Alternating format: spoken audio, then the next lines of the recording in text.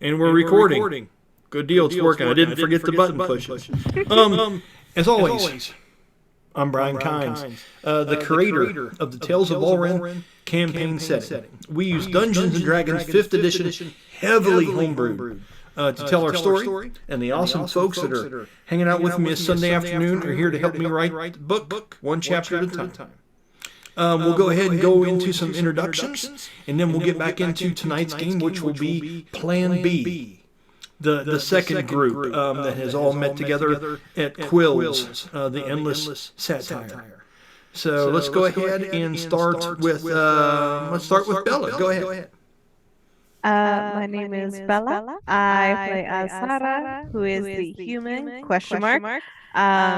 dancer who has a show tonight.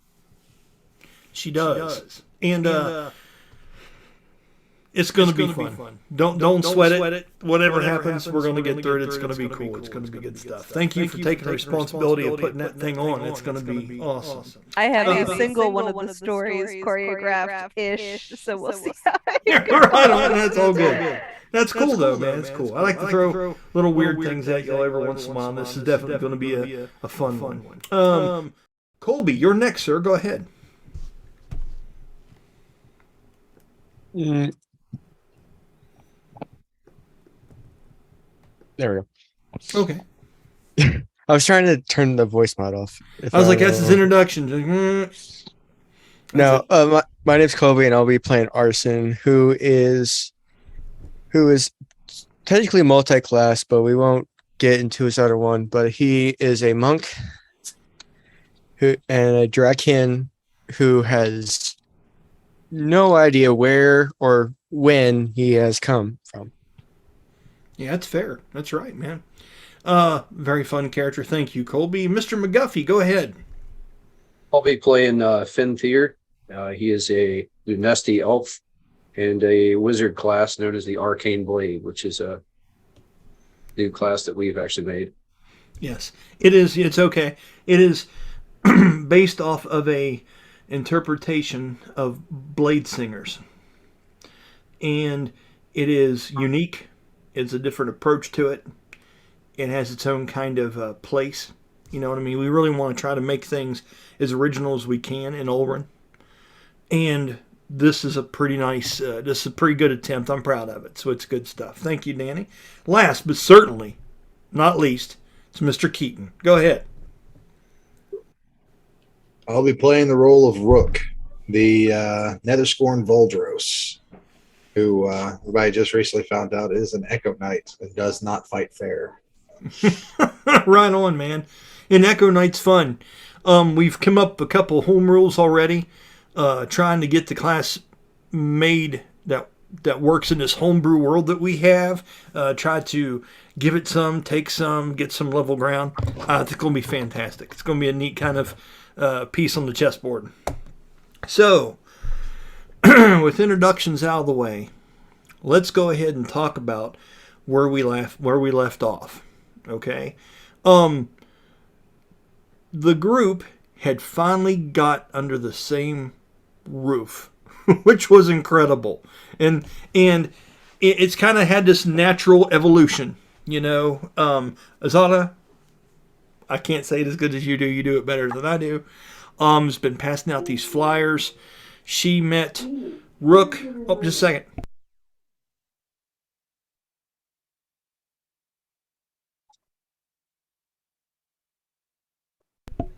That was Alexa letting me know it was time to water the flowers. And it was loud and yelled through all out the house. Now, I'm not going to water them right now because I'm doing this, but Alexa did a great job. So, so you've been passing all these flyers. You ran into Rook. Rook has guided you, or you two have walked together back down Skywell. You have ran into all kinds of trouble. You met a Felidae Tigress named Miasha that was performing and seemed to get in trouble. Somebody wanted to hold her accountable for some things she had done, obviously. Got in a bit of a scuffle with a bugbear bounty hunter, a big son of a bitch. He escaped, but you guys escaped with your lives as well. Colby's character Arsin started and woke up from a realized dream. You were having little dream sessions of the things that have happened to you as of recently. And you woke up in Tanima's court, up in the Sanctuary of Wrath, the temple on the side of the mountain. And you've worked your way down to the city as well. You were looking to find answers and find ways of triggering memories. It's pretty much your goal now, in trying to find yourself, and Tanima awaits you at the top of the temple when you decide what you want to do with yourself moving forward. You have all found your way, in one way or another, to Quill's comedy / entertainment theater, the Endless Satyr. Quill, of course, is a satire that looks like Robin Williams, and is the host and owner of this establishment. And as you've all went and sat down, if you remember correctly, he asked you all very flamboyantly, especially Arsin and Rook, if, since you guys were some of the bigger guys in here, if it would be okay if he were to play on you guys and pick on you a little bit. You agreed to this. And Az'ara, you were the last one to show up to this get-together. You just had a very heavy conversation with Hector. Revealing some truths, and you found out a little bit more about why you run so much. You found out some information about a mysterious book that he keeps very close to his person. And you also found out that he is not the biggest fan of... Let me think if I can remember his name here real quick. What is the halfling's name, Danny? The spider? Dorbach. Thank you. Dorbach Lacinus. Okay. D-O-R. Okay, thank you. You have found out that he is very defensive when you talk about this Dorbach person. He actually kind of showed a little bit of an ugly color to you when you had transformed your face into Dorbach's, into the spiders, to kind of show him, hey, this is the guy I met right here. This is him. And he's like, oh, no, little girl. Do not do that, you know. Yeah, because she doesn't know his actual name. She just knows the spider. The spider, right. I had to use that just to get Danny to give me something for writing. So, you have come to the Endless Satyr because it was a little bit of a heavy conversation. You wanted to go get a breather before you headed back for tonight's performance. Now, you've left some plans and some sketched out ideas to Hector, and we're going to say to Daphne as well, as far as some things they can be rehearsing to get ready for tonight's play. You could have done multiple stories, which would have been horribly ambitious, but you picked one story that suited you, and you're trying to figure out how the four of you can perform this with the abilities that you have available. So they're practicing that now while you were doing this kind of creative clear your head. Man, it's been a heavy last couple hours. And you walk into this place, and I don't know, did she make it to the table, Jeremy, and introduce herself, or did she just walk through the front door? Do either one of you remember? If you don't, we can make it up because it's D&D. It's all good. Yeah, I can't honestly say I remember. The last I recall, she'd come sit down with us. That was about it. Do you remember if you made it to the table, Bella, or were you still in the doorway looking and you saw them? I think she got close because that's when she noticed all the scars on Rook that she hadn't seen before. That's I just true. realized my microphone was on mute. I'm pretty sure she made it to the table. Okay. I don't think any kind of full-on discussion has occurred yet, but I do believe she has made it over, especially because with the what's the Robin Williams looking guy? Quill. Quill. I think Quill was pretty much like, "Are you okay? Like, are you sure?" Oh, yeah. And then she's like, "Yeah, no, all good. But by the way, I also have a show tonight. Here's a flyer. But no, trust me, it's fine." Okay. So, with that, I'm going to give Danny or Finn a few moments here. And would you say that you actually handed a flyer to Quill in this moment as he was coming over to check on you, or do you think that would have been too bold of a statement? I think she probably would have not Okay. on the like probably on the way when like they were talking kind of more like we are both performers. Here is my show later tonight. Thank you very much type thing. That works. Okay. That helps me play into the hand of Finn. Okay. Finn, I am going to place you inside of this facility. Okay. We know what you've had your talk with Vander. You've spoken with Rainlore. They seem to think that you have a whole lot of baggage. And you have some very, very big questions. And you need to take your time. It's kind of like Vander was giving you that kind of feeling and stuff of that nature. I don't know if we role-played you actually leaving Vander's shop and where you were headed after that, did we? No. Okay. I'm going to say for the fun of it that Rainlore either was still out or goes back out to the front porch. Okay? And sits in that chair up against the door underneath of the awning and stuff. Well, it's not awning, but you know, the covered front area of Vander's shop. And as you begin to descend and walk down the steps, Rainlore speaks to you as you're leaving. Okay? Does everyone remember who Rainlore is? I know Danny does. That's all that matters for the time being. So, as you walk by him and you see that he has his legs propped up and he has that large lance and he leans it against the corner with kind of like a grunt. And he moves like an old man, like we've discussed. Okay. He says, tell you there's something you could probably do to clear your mind. Something a little less, I don't know, heavy than the end of, well, you know. And he says, across town, he says, they're at the Endless Satyr. You don't see a place like this in many theaters. They take on all sorts of entertainment. If you want a good chuckle and a laugh, you want to hear a good dirty joke. He says, you want to see someone dance and just entertain you. You want to see the best music performers. You can hit that spot up and that's the place to go.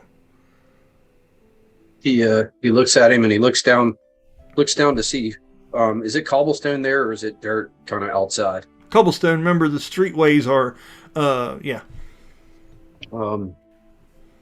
He looks for a kind of a dusty area somewhere and he points to where he says, I'll take it under advisement. I'm here. Can you, I'm new to the city. How would I get there?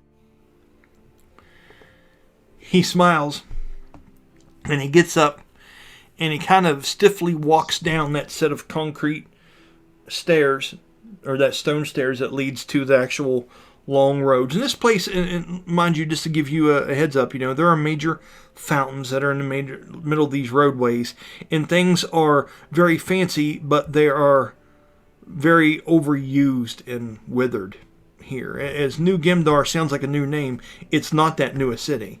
And with all the people that are here lately with this festival-like atmosphere, there's different times of days where, you know, when a fair's over, there's just like wild papers and flags and shit flying around everywhere. He walks across some of that, and as he's kicking over a tankard, not littered, just full, right? And he walks across to a fountain, and you see a young half-elf that's passed out, okay? Like he's been partying too hard. And he's laying face down with one arm outside the fountain like this, hanging over to the side, and his head kind of laying on the slab, and he's snoring just ever so softly. And he looks over at him, and he picks him up by one of his half-pointed ears, and picks it up and pulls out a sheet of paper from underneath of his head. And he looks him over and he pats him down real quick. Very good. And he does happen to have something to write with on him. Whether it be some kind of quill or some kind of chalk or something, he has something. And he takes the back of this flyer and he writes down the directions to how to get to Quill's. And he goes to hand it to you, and he looks at it for a minute. Check that out, too. And he hands it to you. On the one side, there's directions written in this charcoal, and it's kind of funny. He has a sense of dark humor about what he writes down as far as what the Endless Satyr really is about and stuff like that. Roll a insight. Insight. Or perception. Perception in this one. Okay, perception. Wisdom, perception.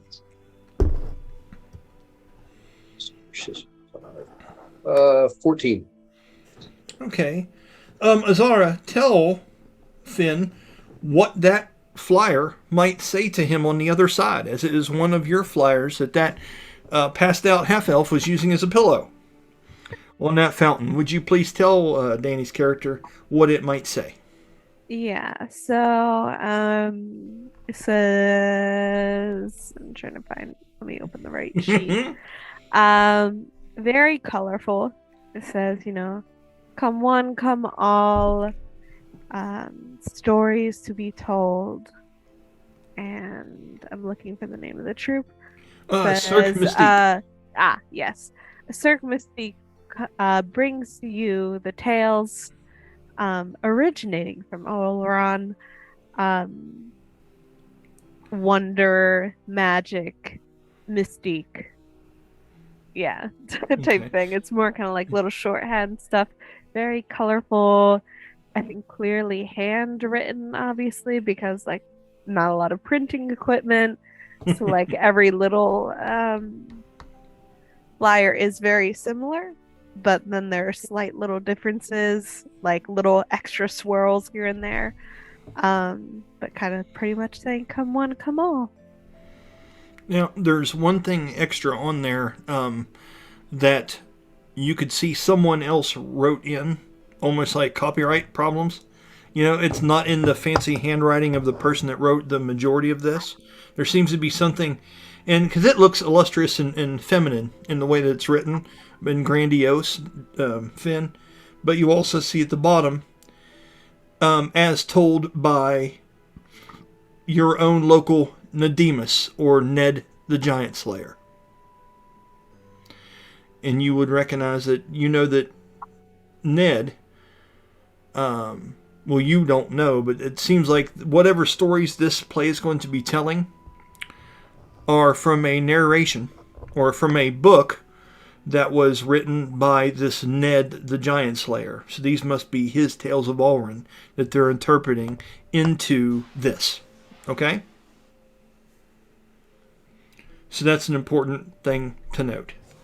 I don't know if you remember that or not, Az'ara, but there's the one that was telling you about the stories and he was being all flamboyant and shit and you had to pick them one out of the three. That was Ned himself. You are muted. Like from that one book that I believe Hector found, right? Yes. Yeah. Yep. So, with that, Danny, what is it that Finn would do from there? We can fast forward to the place, or is there something absolutely that you want to stop and do before we move into that scene?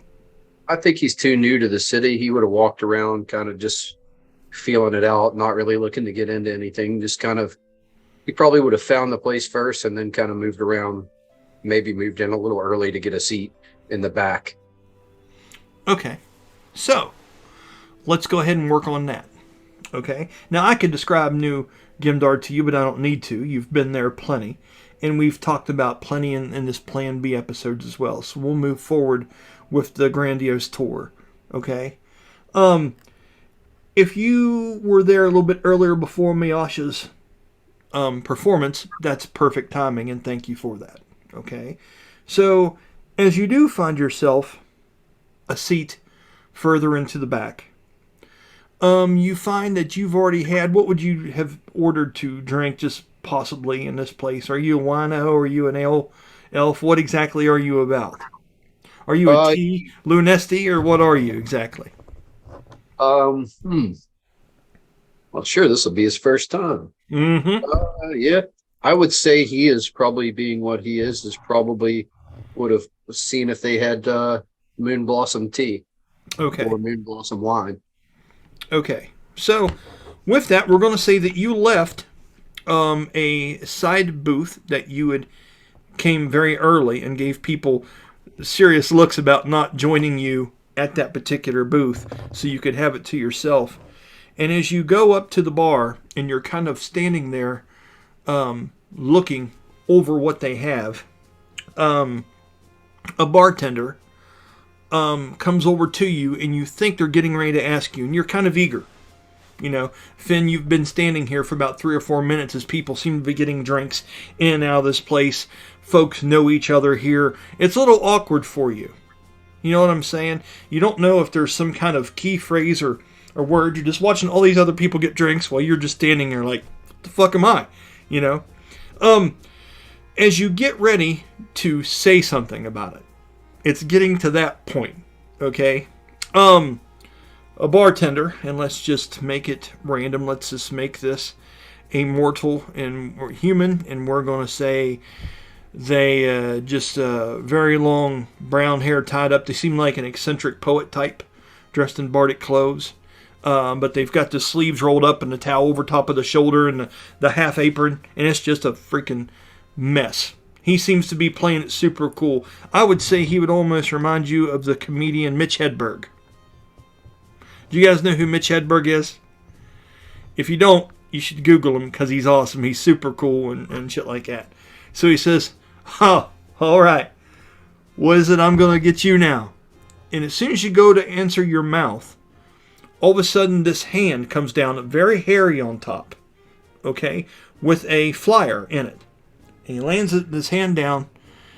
He goes, I swear if I get any more of these flyers taking away our business, I'm not going to know how to handle myself. Give me something strong. You know, might take the hair off me a little bit. Looks over at you. He goes, oh, I'm sorry. You've been waiting here for a while? And it's a satire that looks just like Robin Williams. And he's working the hell out of this crowd. Roll a perception check of disadvantage, by the way. Okay, disadvantage perception would be 16. That's really good. The flyer that he has in his hand is the exact same one that you have the directions written to this place on. I flipped that over and I'm like, funny, the flyer brought me here. He looks at you and he goes, that is funny. Somehow I would have to say, so you realize that act's not here exactly, right? He laughs and he says, I had directions written down to here so that I could see this show. And he takes show. Yours and flips it over and looks at the other one. He does this kind of funny act and shit, and he looks at it and he's flipping it upside down and he holds it up like this. And the bartender, the long brown hair guy, is just rolling his eyes, just like he's used to seeing this kind of shit. And he's working one over on you, right? And he looks it up and he's holding it and he can see the charcoal scribblings on the other side through the light of it, right? And he takes it and he rolls it back up and he hands it to you. And he says, I don't know exactly who you're getting your directions off of, but nice work. He says, but you're here, so obviously you're a ranger. You must be. To have that scribble bring you to this place at this particular time. He goes, so since you're here, what exactly is it that you're into? Are you here for Miasha? He says, are you here for some comedy? Or are you here for song? Whatever takes my mind off the dark things. He goes, dark things. He goes, did you see the table I was just at? And as he says it, he kind of winks. I look back, but he kind of winks as he says that, being a Lunesti elf. Yes, I know. As you look back at the table he just came from, as you're looking it over, you see a young female woman who looks like she's from the sands of Damyre. You are familiar, okay? You would see you don't know much about what Jeremy might be, but you would see a larger, hulking kind of figure with heavy, dreaded hair pulled back and a scarf. And Jeremy was Rook's scarf pulled down, show it your scars, or were you still pretty much covered up?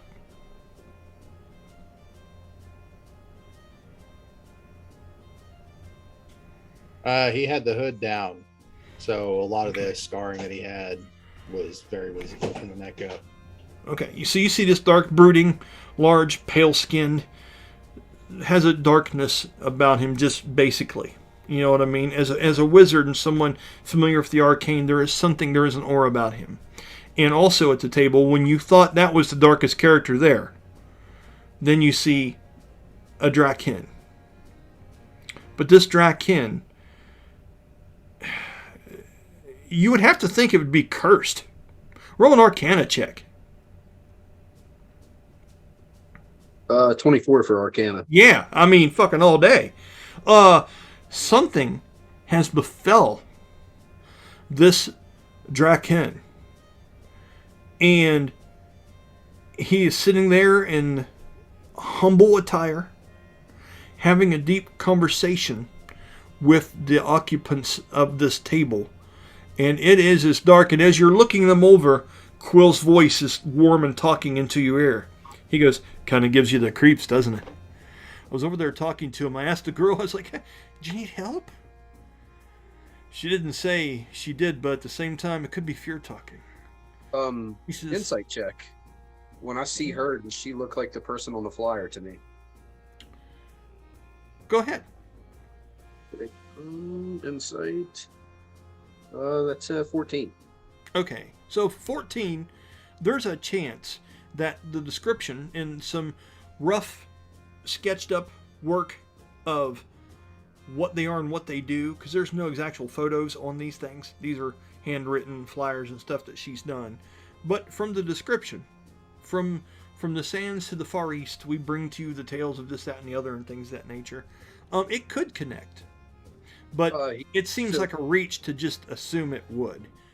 Is that fair? Goes, huh. With it being like that, he goes, I wonder, Sands of Damyre and Ned the Giant's tales, that kind of looks like a giant to me sitting with her. He says, he looks at the flyer, he goes, well, she was the one that gave me the flyer just now, so I would say your hunch is right. He goes, can you keep a secret? And he grins. You've known me all of 3 seconds and you're going to tell me a secret? He nods like that, and he snaps his hand, okay?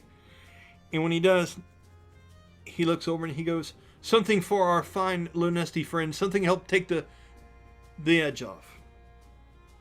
And at that point, the bardic, overworked bartender says, here you go. This should do the trick just fine. And he hands it to him like that, and he takes it, and he bites it, and he pulls the cork off, and he lays it down in front of you. He goes, I'll let you have this bottle for free at no cost. You'll be laughing too much to drink it, hopefully at some point in the future. But for now, I have a suspicion. Keep an eye on that one for me, would you? He goes, I feel like there's something she's not telling me. Seems like an odd pairing. Do we have a deal? Bottle of wine to make conversation with somebody? I know. It couldn't hurt.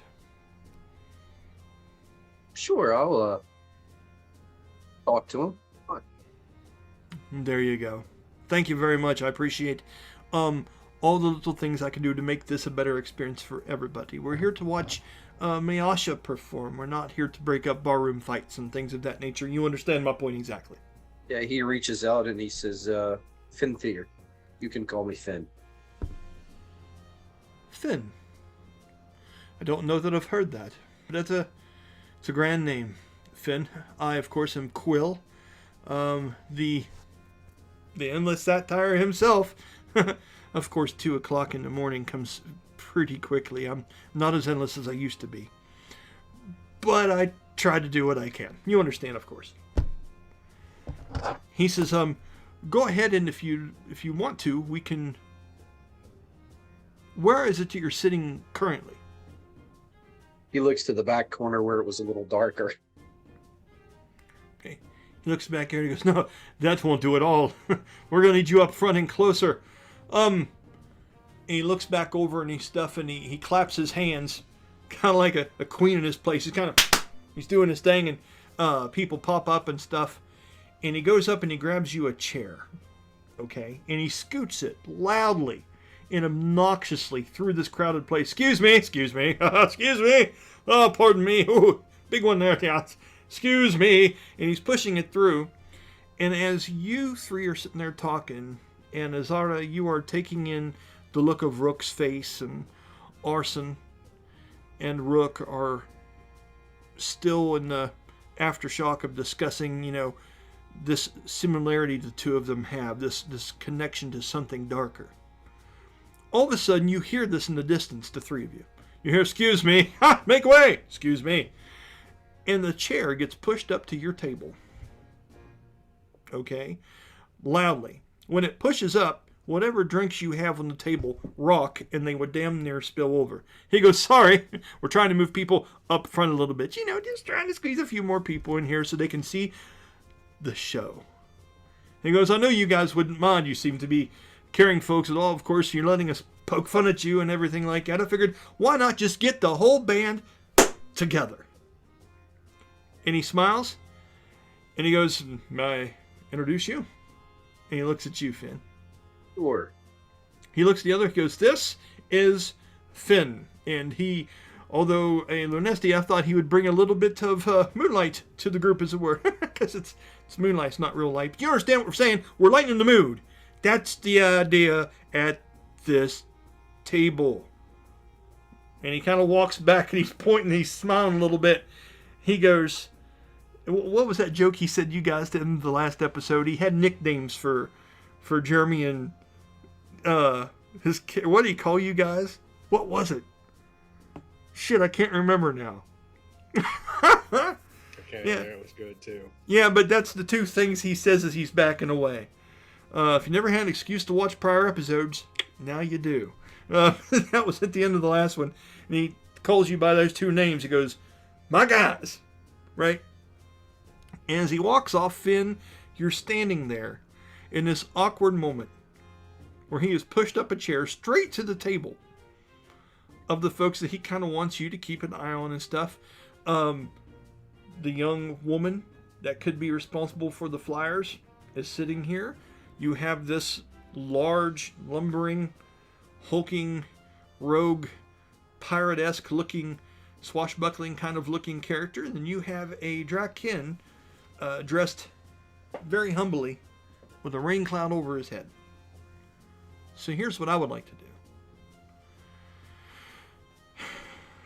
do. I want to step back from this for a minute. Who would like to be the first person to say something in this moment? Because, Danny, you just came to this table. I know that Az'ara has no problem saying things in a crowd. I can roll to see who gets the first if you want to do a conversation initiative.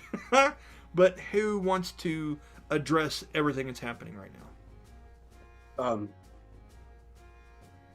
You kind of described them, but what you're seeing out of him is obviously you see his picture there, dark-haired, kind of heavy shoulders, tall for an elf. That's pretty much it. Sapphire eyes, bluish black hair, 5'11", 180 pounds. You can tell that underneath his cloak is some sort of armor, but the way he moves, it's obviously something supple and light. You can probably see raises of studs in a few places to know it's studded leather.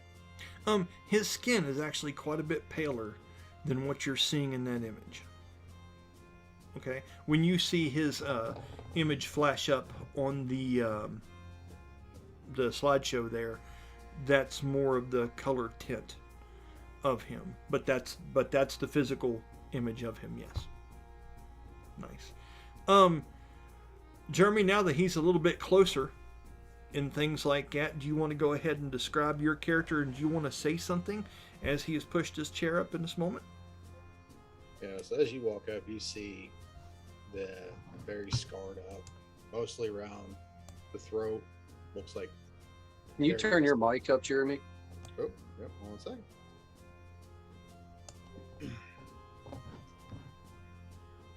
How's that? A little better. But yeah, as you look at him, you're seeing the scars, mostly like gash marks around his neck. You see various scratches, marks on his face. Dark skinned. I think we decided he had like a yellowish in his eyes, wasn't it? Correct. Of what he could see, do you wear your dreaded hair down over your face or all pulled back?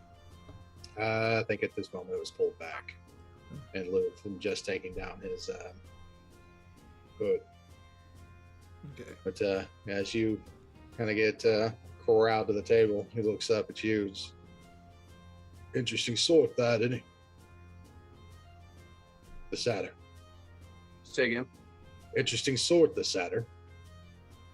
Satire. Oh, okay. Yeah, right out of the blue, he wanted me to your table. Bought me a drink to sit with you.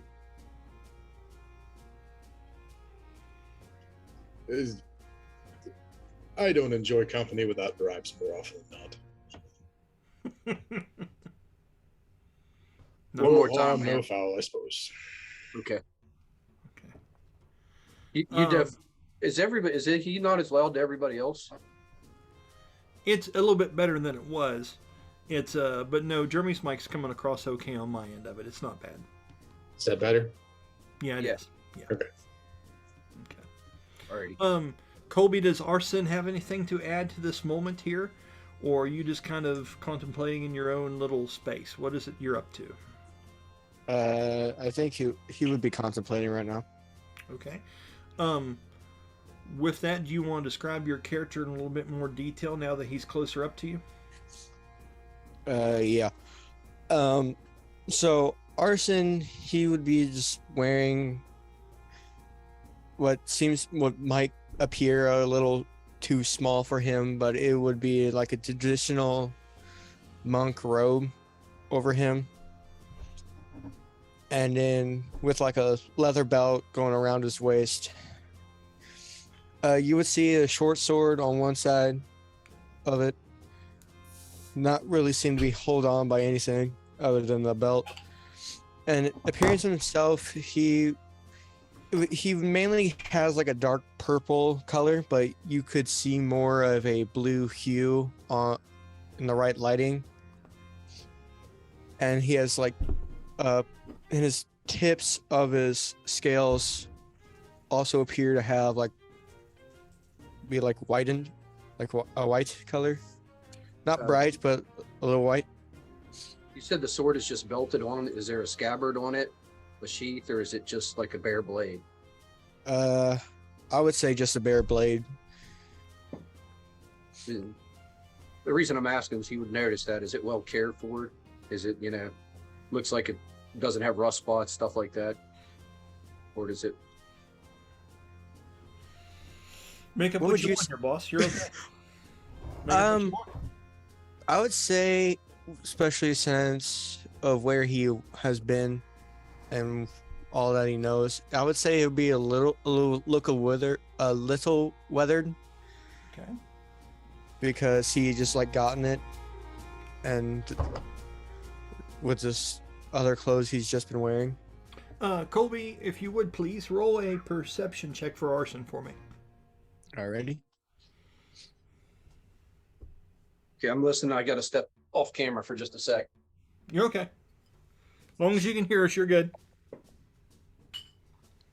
Natural 20. Natural 20. Arsin, in that moment, you feel the awkwardness. You know that there's a conversation that should be happening here, but you don't have that much to say. Really, it's kind of your mystique. You had something to say to the Voldros, but to this person just being pushed to a table like this is a big step forward in social graces, and you don't know if you're ready for it. And as the this pale elf is doing introductions, he looks over to you for just an awkward second to see if there's anything you're going to say, and with a 20, you see his eyes find their way to your blade at your side. He is really sizing that thing up. It is almost like if you were in a grocery store and you were checking out beside someone that had a pistol hanging on their hip and they were the only person in there that had one. It is that kind of care and stuff that he is giving when he is looking that sword over for that moment, and you definitely recognize it. Okay? Now, if that means something to you, that's up for you to decide. I just wanted to throw it out there at you. Nice. Az'ara, is there anything you would like to add to this equation now that you see everything I've just discussed? Yeah, so I think, I mean, in terms of what she looks like, it's this. But probably, I mean, everybody's kind of squished close together, right? Yes. So I think maybe there's like a faint smell of like almost spiced incense, because I think she may have like tried to like light some incense to mellow out a little bit before kind of going out, but then realized, you know, I need to get moving, get walking, get a new change of scenery, which brought her here. But I think she kind of sees all this and is like, well, so my name is Az'ara. I am not as familiar with everybody here. I met my tall friend, but even then, not much of a formal introduction. Rather quick, if anything. But hello, it's a pleasure to meet you. And I think she's like jutting her hand out like for to shake. You would notice that he has a hold of one of your flyers. I see you got that message. Hi, yes. I am very happy to see that it's reaching everyone, even those outside of those that I directly handed to. But my family and I are putting on a show, which you have in your hand. That is also associated with me. So, hello. He says, Az'ara. Yes. And Finn. And he reaches across the table and he puts his palm up to take your hand in a greeting. She takes his hand as well. He would gently kind of just, wrap his hand around it and nod to you and then place his hand back to his side. Almost a formal nature of it, like he's trying to make something formal not formal. Okay. As that happens, you hear people starting to hush across the crowd. You hear whispers and people trying to politely and comically quiet each other down to some degree. As it starts to kind of spread throughout the large area of different tables and things that are within this place. And mind you, it's getting to be afternoon. The sun is starting to go down. But this place is even a little bit darker than your normal spot. They like to have the stage lit. And Danny, just to recap the feel of this place, you remember when I've described this in other games. But this theater has very old world styling to it. Okay? It has different relics of different plays and pieces of the past that kind of make up the architecture in here. It feels like it is a piece of theatric history. Okay? Theatric is a word. It's not. Theater-esque history. When everything starts to dim down, and you can hear the people at the bar kind of get quiet behind you, and the only people really up and walking around right now are the waiters and waitresses, and you can see their silhouettes dimly lit from the candles that are in the middle of the tables. And having said that, at this point, that same bartender, that long brown-haired bardic kind of guy, kind of comes up, and he leans into the table and he looks over at you, Bastille, and he lights the candle that's in the middle of the table of the four of you. And he goes, I haven't got to see Miasha do her thing up there for some time. It's awesome. He says, part of the reasons why I got this gig is so I could check it out for free. Know what I'm saying? And I'm guessing. Go ahead. I'm guessing by sending me here, you get a little more tip money at the end of the night. I mean, tip money's tip money. What can I say? It's all good as long as you guys are happy and your drinks are full. I'm happy and my heart's full. Looks like we're good. Let me know if you need anything, man.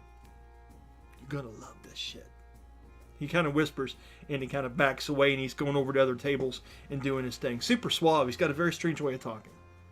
As he does, he actually would finally take his seat, like since nobody's actually invited him, he just goes ahead, sits down, and as he does, he shifts his cloak on the left side, and even as he parts it, he's making sure it still covers his blade. Okay. With that, you would have been sitting between Az'ara and the Dra-kin, okay, which didn't give you a name. Rook, you gave him your name, didn't you? No. And then Rook and the Dra-kin would still be sitting side by side. Are you guys continuing your conversation now that there's a new person at the table, or are you kind of chilling out and watching the show? I'll leave it up to you two if you continue to have your talk. I think once Az'ara walked up, I think Rook would have went a little hushed about it. Yeah. I don't know that he would have really brought up much else unless Arsin did. Okay.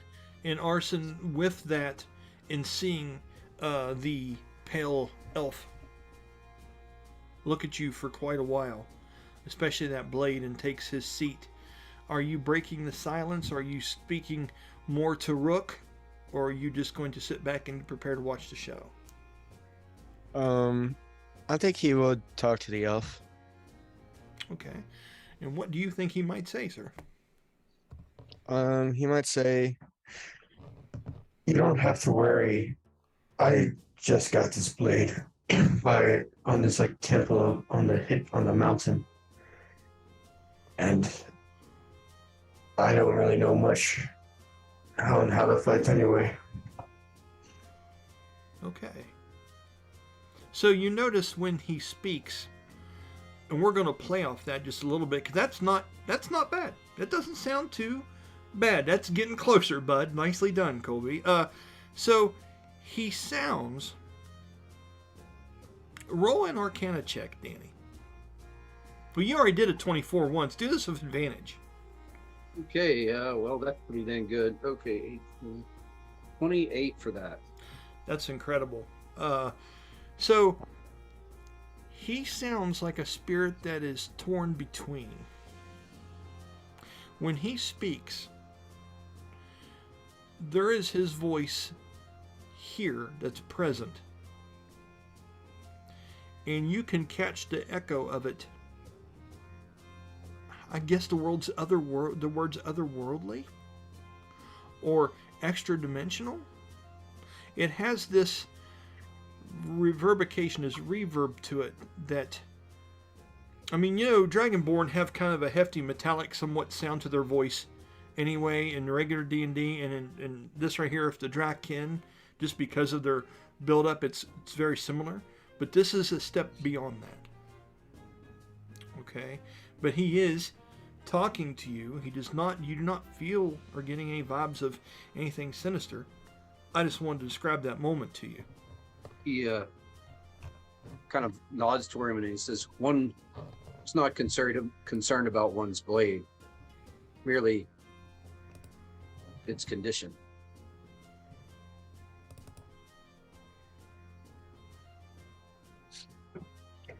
I haven't had this blade for maybe half a day because it was given to me and I didn't remember of anything to hold it in. Okay. Gift of a blade with no sheath. Interesting. Was it a friend?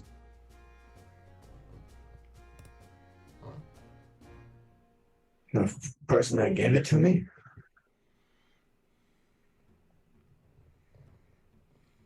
Yeah, the person. I would say more of a mentor or master. Wow. It's probably a lesson in the blade then. That's interesting. And with that, he just, as soon as you say it like that, he completely ignores the blade. Like, that's between master and student, and now it's for you to figure out. Nice. As this is going on, the hush starts to turn into a couple whistles and a couple claps. And then the next thing you know, the people up close to the actual stage start standing up again, almost like a direct insult as to the hushing of the crowd to begin with. And as it is, you see Quill walking out into the middle of the main stage. Okay? Now, they've done what old school theaters did. They have some different props that are made out of wood and painted that they have pushed out there. They have worked and put different colored glass on lanterns and created some mood and atmosphere up there. And there is a light wind blowing as to the side there is someone that has these large paddled-like fans that seem to be breezing them up and down to create a gust that goes across this place. And every once in a while, you'll see a worker blow glitter into it, like sparkles from their hand, and they'll blow out, and it'll blow across the actual set and things of that nature. And they're creating, although primitively, it is neat to see the theater create the illusion of something. Even though you're seeing the moving parts of it, it is a very unique experience. It is almost like an art form. You know what I mean? I would compare it to making a paper airplane that does an amazing job, even though you know it's made of paper. You know, it has that kind of feel to it. Just so you know,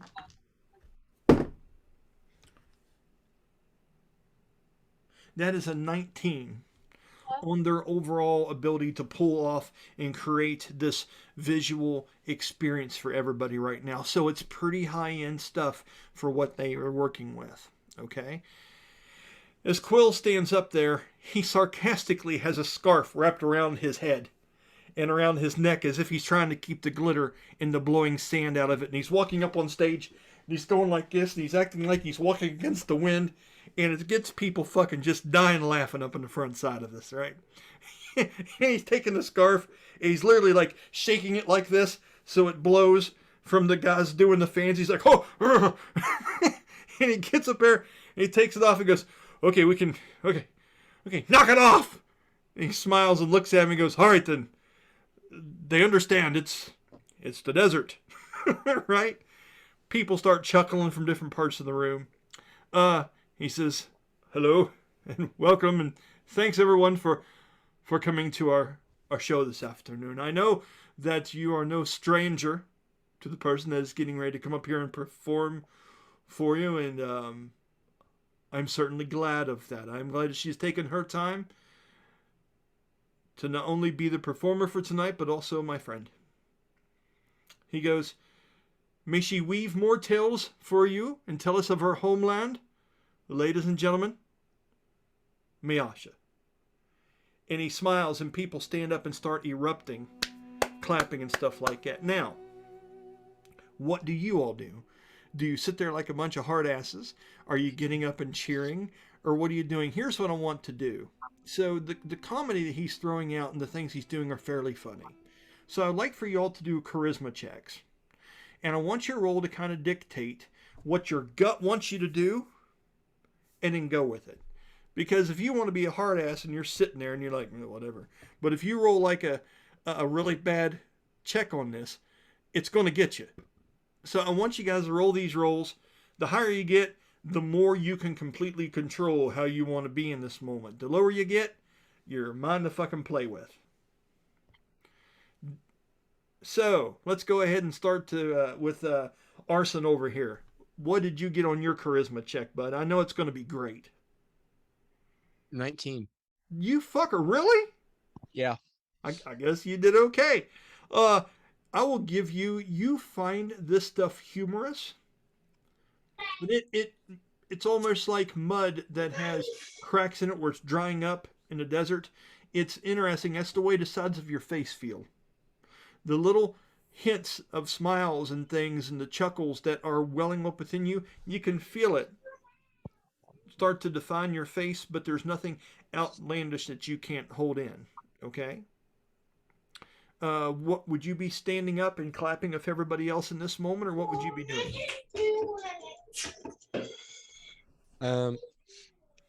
I feel like he would just be clapping from his seat. I don't feel like he would stand to try to draw any more attention to himself. Hey, that makes perfect sense. Danny, what is Finn getting on his charisma? 12. A 12. So a 9 and lower, and it would have got you. But you see the humor in what's going on up there. Not only is he buying into it, but then he's breaking the wall by yelling at the guy with the fan to the side. It's a very interesting play back and forth. What is Finn's reaction? Are you standing up and clapping, or are you saying anything? He actually would not make a big show, but he would definitely clap and nod and chuckle out loud, and probably, he's very much enjoying the mortals doing their bit. Very nice. Okay, Rook.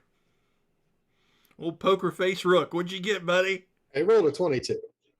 You fucking people are hardcore. Look, I know we talked about this, Bella, that we don't want this to be the dark group. But, dude, you guys are the goth kids in the corner right now. It is ridiculous, okay? Well, Rook's not dead, okay? He's not completely dead inside. His ire is towards humanity. He understands humor, and I'm sure he would probably have smirked at what came out, but with Miasha coming out on the stage, with the announcement and everything, Rook would actually put his hood up and then stand up and clap. Nicely done. Given the interaction that they had earlier. Because I didn't want to throw that at you. But that was something that was real. That happened. And with the roll that you rolled, there is something, Rook has a heart. He's feeling something. You know what I'm saying? So that's real stuff. He gets humor. He just doesn't like people. I get it. No, I get it, man. It's like, you're funny. Just fuck off. Yeah, I get it. Az'ara, what are you doing? So I rolled a 6 plus 3, so 9. You're a... So I think she's probably giggling and laughing to herself a little bit, especially with the jokes of the sands landing a little bit or a lot of it close to home. The idea of moving through the desert, I think, is something that, she can relate to, so she finds it extra funny.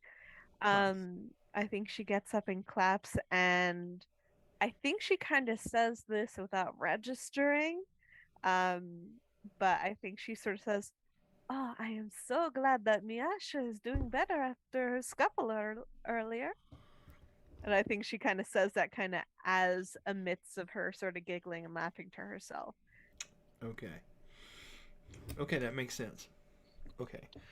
So as you say that, Danny, you pick up on the idea that obviously Miasha's been in some kind of scuffle earlier, and that these people witnessed it. Okay. I'm going to move on. Side-eyeing, where were you? Where were you? Yeah. So I'm going to move on with this, but at any moment, if you guys raise a hand or say something and you want to be talking while the performance is going on, fucking do that, because that's how performances work. Okay? So, from the side, you would see Miasha begin to enter up onto the stage. And the clapping and whistling would just be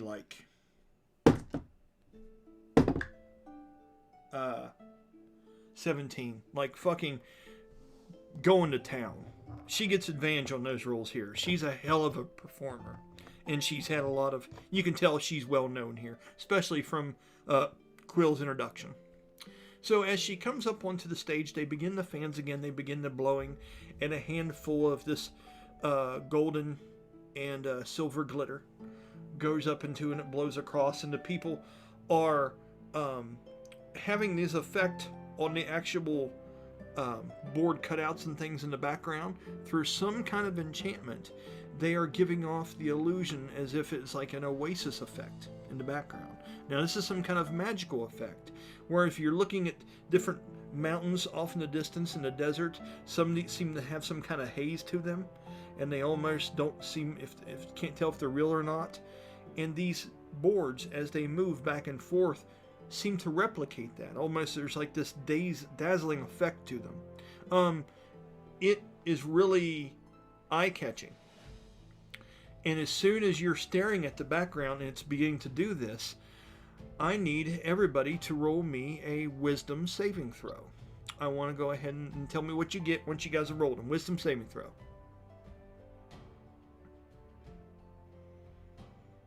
19. 19.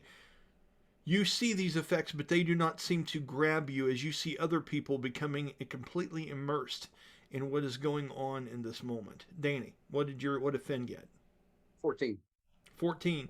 You almost feel some kind of rush into your stomach, and you feel a deep breath, and you can almost feel the heat and the dizziness that comes with being in a desert and looking out into the distance and seeing the mirage from the boards and the props and things moving in the background, the fan and the sparkles that go out, and the illusionary effect that this whole set seems to have. And it is really grabbing you to the point where you're just kind of like drawn to it. I would say, like, as it starts, like him being in his culture, would things like that would be common at shows. He would let himself see it. Like, he wouldn't even resist. Right, and I know. What'd you get, Arsin? 22. Okay.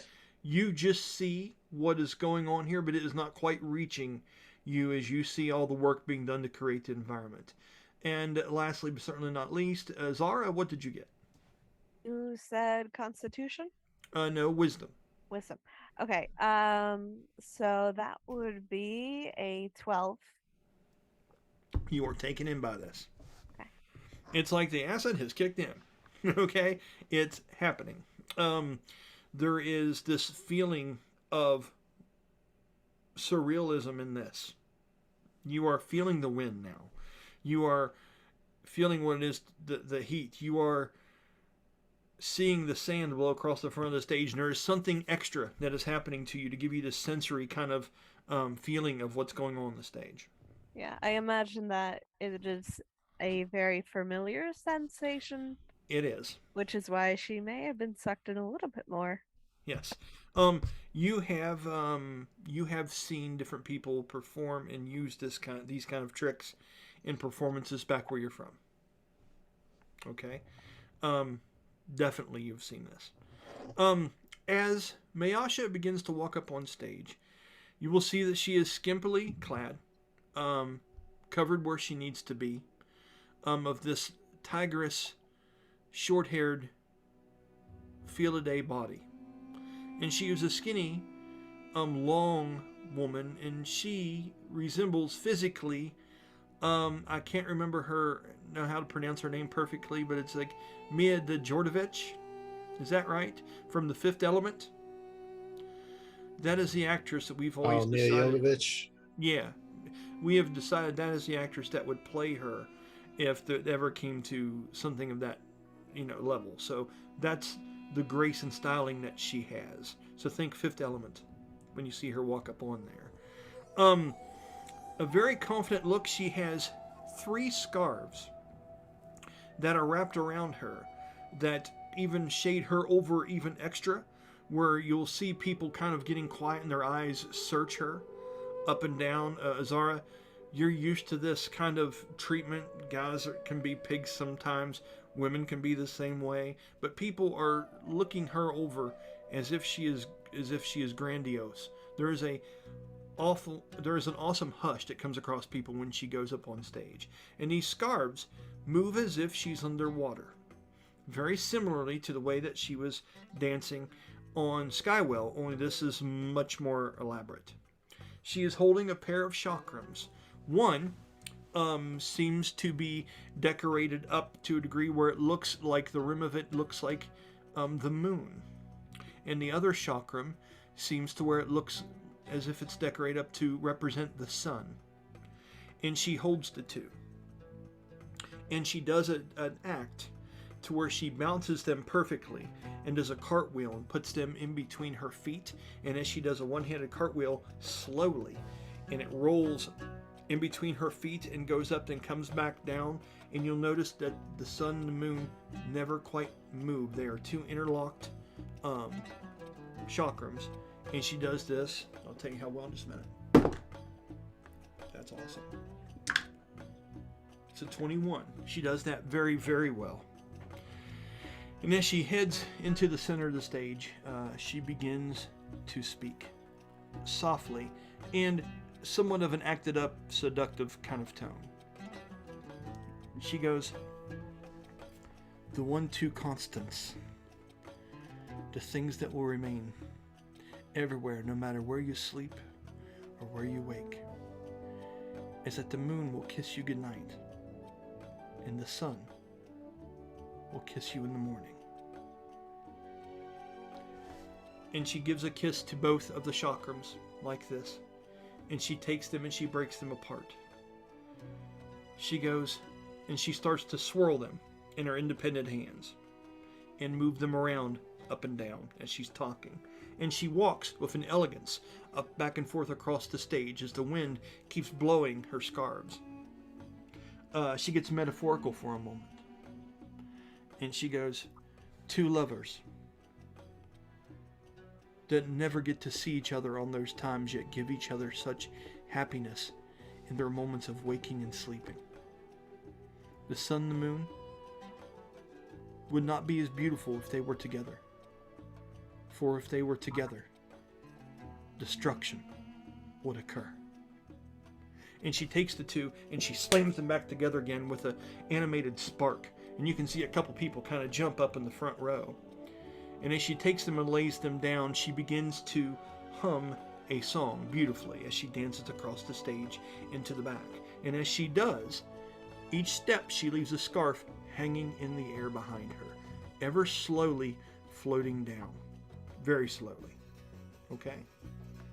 Now, as she's doing this, she begins to tell a tale of young love and a lost woman in the desert, searching for a man that loved her but was sentenced to death and sent out to the desert to die because their love could not be. Okay? As she gets down onto her knees and she plays out the role of the mourning woman, the lover that is out there looking for him, it is very emotional. The words that she says, the way the scarves, she'll keep touching them with her hand every once in a while to keep them in the air. She'll touch one with a foot. Every once in a while, she'll even use her tail and catch one and bat it up in the air. And it just keeps this motion happening. And she talks about how her love and her fears and her hates become a storm. And if she was to bring a storm, it could bring rain and give him something to drink out there. And that way he would know that she was near. Because you see, there's never any kind of rain in the desert. It can only be a storm made of her tears and will, right? So as she does this, she begins to do a spinning routine. And that's when the scarves really, really come into play. Okay? Now, I need you to do a history check with advantage, Az'ara. And the rest of you need to do a history check with disadvantage. And tell me what you get.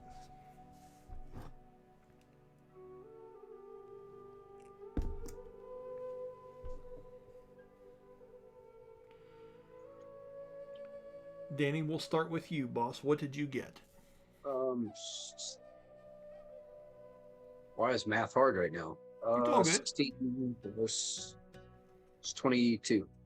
With disadvantage, you got a 22 on a history check. Yeah, I burned a natural 20 and then rolled a 17. Okay. Oh, that'd be a 24. Why am I stupid? I don't know. Plus up to that. It's all good. Colby, what did Arsin get? History check. Disadvantage. 24. Jesus! Az'ara, what did you get? With advantage. So I rolled an 11, and with history, that is plus 1. think she's proficient in that and has a skill, so that boosts it to 13. Okay. And that was with advantage? Yeah. I'd be the other willing to one was trade an my 8. disadvantage for her advantage, and she can have my roll. 'Cause It's all good. No. He wouldn't know crap about that. And Jeremy, did you roll a history check for me? Did advantage or straight roll? Disadvantage. First roll was a 16. Second roll is a 9. Okay, so 16 plus stuff, right? For wisdom. I'd be even willing to take a 1 on that roll if I could just bank that 20 that I lost. Right. That'd be nice, but you can't. Yeah, my disadvantage roll is a 9. Okay. So, Danny, you have heard, or Finn has heard tell of a story similar to this. You know that not only your mom, but a lot of people that come from where you're from, okay, love to weave stories and tell them at night and make legends and kind of make fairy tales and things out of these kind of things. And this story chimes true. Now, you don't know if it was based on hers or it's just another interpretation of the same one. But a young lover searches for another one in the forest or desert, and they create a grand storm because of their pain and anguish and things of that nature. This rings very true to you. Az'ara, with your role, you know exactly what legend this is talking about. Okay? You've heard Daphne talk about how jealous she was that she never had a man that would have cared enough for her to risk going into the desert over and things like that. And Damyre was always like, or foolish enough. You know, you've actually had conversations with your family about this particular legend that she is portraying out here. And the way it works is these large sandstorms that roll across the sands of Damyre are some of the most fearsome acts of nature that there are out there. It literally shuts down caravans. It shuts down cities. Huge things have had to been canceled just because of the whims of these storms. And it is a very popular legend that in the midst of this storm is a young woman that is mourning for the loss of her love. And that storm is created from her will to give him a drink, to find him in her anguish. This is a real story that she's making and turning into a play on the stage. Okay? So as she's doing this, she begins to spin. And you guys, the ones of you that failed your wisdom throw earlier, the scarves seem to flash around her and begin this almost like tornado-like style artwork in a minute, where it's almost like a magic show. The way these things spin around her as she spins and dances, and her arms move up and down within this. It's gorgeous to look at. As she's doing it, it gets a round of applause from everybody of that nature. Okay? If you choose to join in, you choose to join in. Is anyone at your table saying anything at this moment? And if not, I'll press forward. I think Az'ara is probably happily clapping along. Okay. Okay. As that comes to an end, she slowly spins, and just for a moment, you almost think she did it on accident. And all of a sudden, she spins and she loses her balance, and she throws herself onto the floor overly dramatically like a dancer. Okay, and her hands lay, and her tail lays over to the side, and the scarves slowly slow down and fall down and drift atop her. And the room gets quiet. And she starts speaking from that huddled heap that she's in on the ground. And she goes, "But alas, I never found him.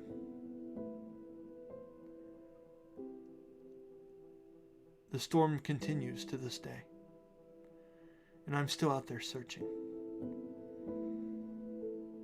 So if you find my love, send him into the storm so I can be at peace. But if you take him from me, And the next time it's raining and you hear it upon your window, be careful, for lightning is the scorn of a woman that has been betrayed.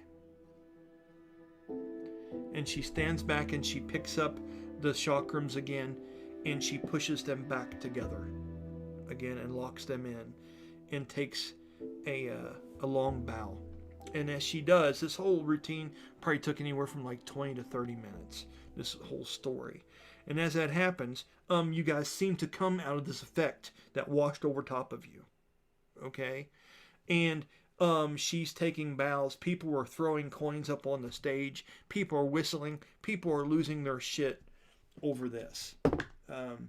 Oh, by the way, since remembering the chemistry that her and Rook had earlier, like I think Az'ara, even though she's not standing next to Rook, like takes like a step further distance from him.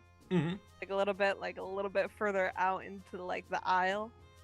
Just like ever so subtly being, it's like, if you ever take whatever from me, and then she's just like, oh, and then inches away. Right on. That's funny. That's funny. As that's happening, Rook, what are you doing? Are you kind of mesmerized by this? She had some significant rolls. That last roll was a 22 as far as her performance check on that last moment. So what is your reaction to all this? And I want you to do a perception check with advantage for me.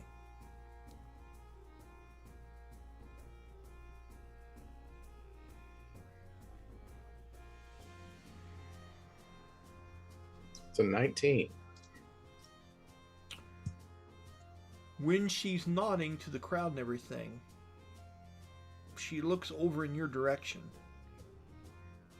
and takes a moment and stops.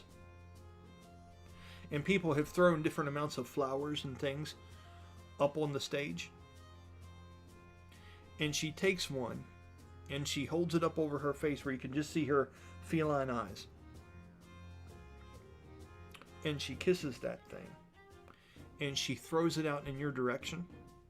And she looks at you down through her fingers with a scarf wrapped around her arm. And she lips the words, "Thank you." And she says that while she's looking at you. Now when that happens, there are 7 people that are around the table. And you can start hearing the talks. Like, who's that dude? What's he? Does she know him? Who is he? I've never seen him in here before. What is that all about? Lucky son of a bitch. You know, and you're hearing all this stuff going on. Rook would have stood up again after clapping again. He would have reached down, he would have grabbed his mug, and he would have kind of raised it in her direction, taking a coin out of his pocket and flipping it up onto the stage. Nice. Right around this, in the same exchange. That works. Okay, so with that, Quill walks up on stage again, and he's just clapping the whole time. He's like, "How about that? How about that?" You know, and he's going to town with it. And he comes up there, and once he gets around, he's walking, tiptoeing kind of around with those hooves, being sarcastic because he doesn't want to step on all the coins on the stage, making a joke of how much money's up there. And he says, "So how about that? One more round. Miasha!" And everyone starts clapping again like that. And he says, "Now the next show is not going to be for several hours. It'll be later this afternoon." He says, "So don't hesitate to hang out, have some drinks. We're going to have the kitchens open shortly. So make yourselves comfortable if you're here for the long haul. We super appreciate every single one of you. If you're leaving now, well, I'm a little bitter. You just come for the best and you just walk out. I mean, that's fine. Did she not teach you about love just now?" He gets kind of serious. A couple people cackle, and you hear this one loud human's like, "We love you, Quill!" And he goes, "And I love you." Right? He goes, "So with that, we're going to get this all collected up, and we'll see you here in about 2 or 3 hours or so. Thank you, everyone." Takes his hand up and walks one regular bar goer that just knows Quill by name. Do what? I said the one regular bar goer that knows Quill by name that's there for every show. It's like, "Oh boy, free bird." Yeah, right, that guy. So as that all happens, What is the group doing at this point? There could be a comedic show coming up here shortly, but it could be 2 to 3 hours away. You've still got your drinks in front of you if you're wanting food. They're going to start taking orders. This is really kind of your all's ball game right now, where the lights have kind of came up a little bit. They've went through and turned back up several of the lanterns that are hanging on these pillars that seem to be going up to the ceiling, and things are getting moving again. People are talking, and Rook, when you do look up through your hood, you see that brown-haired bard walk up to you again. He goes, wow, that's pretty impressive. He goes, you forgot something though. Waitress over there wanted me to give this to you. It's the thing that she threw to you from the stage, man. Can't leave something like that laying around. And he lays down that rose that she threw from the stage. And one of the servers have picked it up, and he puts it there on the table in front of you. And he goes, I don't know what you've got going on, but I'm jealous. He smiles like that. And he goes, hope to see you guys some other time. Possibly. And he's looking at you with like a question, like he's wanting people to answer him. Are you going to come back or not? I'm enjoying the show. The show's enjoying you, my man. What about you? And he's looking at you, Danny. This is, I think anytime I'm in New Gimdar, I'll stop around. He goes, that would be awesome. He says, because we're going to be around. Anything else you were saying? No, he's just kind of reminds me of places at home. Nice. Where's home? What's the name of that? The Glade? Yeah. The Glades of Lenithar or something. I forget the name of it, but I sent it to you. You have it. I don't know if I have it down or not, bud. Yeah, but, he says that. The Roaring Glades of Lurthurin. I forget what it's called, but that's your home. Yeah. Yeah, he says it with that beautiful elven inflection that I don't have. Oh, yeah, all day. All day he does. Natural 4, he goes, I've never heard of that, but must be nice. He goes, anyway, I got food to prepare, man. You guys take it easy. And he smiles and kind of turns around and flips that overly long brown dramatic hair out of the way and walks back towards the kitchens. What's the group doing at this point? Az'ara, you have plans. I know what you've got in mind as far as Rook going to the show later. I don't know what Arsin has going on. This would be a good chance, Az'ara, for you to invite people that may not know about the show. I don't know if Arsin even has an idea about the show. Yeah, I think she probably, kind of stands up and does like a bit of a stretch. And I don't think she had any like alcohol or anything. I should think, if anything, water. Mm-hmm. I think she kind of maybe chugs a little bit of water and she's like, well, this was delightful. A nice decompression. But I have to go prepare, make sure everything is in order. If you would like to come to the show, I would love to see you all, even though I do not know all of your names. But otherwise, I may see you here after. This is very nice, I think. And then I think she kind of does like a little maybe half a bow thing and then begins to make her way out. Okay. What's the group doing? I think before she would make it kind of all too far off, Az'ara. Yes. Do you know where I could find the troop? You mean my troop? I believe so. I was originally sent to deliver something for you. Not you, but your ilk. I mean, that is where I am going. You are welcome to come along. We are going to be rehearsing, so you can come with.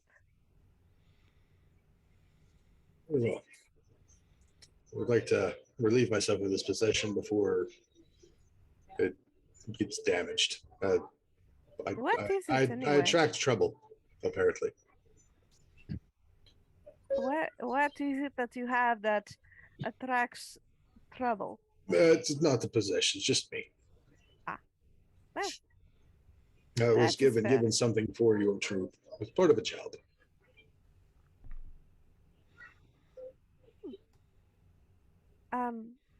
Maybe if you come with me, I can bring you to an area close, and then I can bring over my father. Maybe. Well, Okay. that would suit me fine. I think she's a little bit hesitant to bring him straight to the camp after that statement. I understand. So, I but mean, otherwise, there's no non-ominous way to say, "Hey, I have a thing for your family. I don't know what it is. It was just given to me to give to you." I think that I bring trouble wherever I go. She's like, Yeah, and you also remember the conversation you had of Circ, Jeremy. The reason why it needs to be kept the way it is, and the sincerity of the whole situation. There's you derive what you want to from that, because all this works no matter what. It's all good. However, this ends up unfolding. Okay, so you remember the conversations you had with this person, his very humble message, why it was a danger for him to be connected to it, what he asked you to do, all those things. Yeah, vaguely, but yeah, a little bit. Okay. With that, Finn and Arsin, what are we getting into? Arsin, you've heard them talk over and over again about the show that's going to be going on later this afternoon. Finn, now that you realize that's her, you know that's the flyer. She'll be having that performance later. Do you have anything you guys wish to say to her as she's getting ready to go perform? Do you want to watch the practice? Is there something else you want to do? It's not going to be more than just a couple hours away until it starts.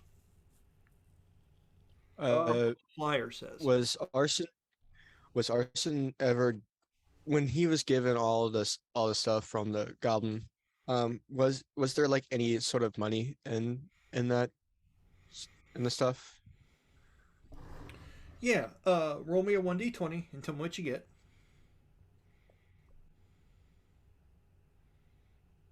20. You rolled a 20. Yep. Okay. So roll me 1d8.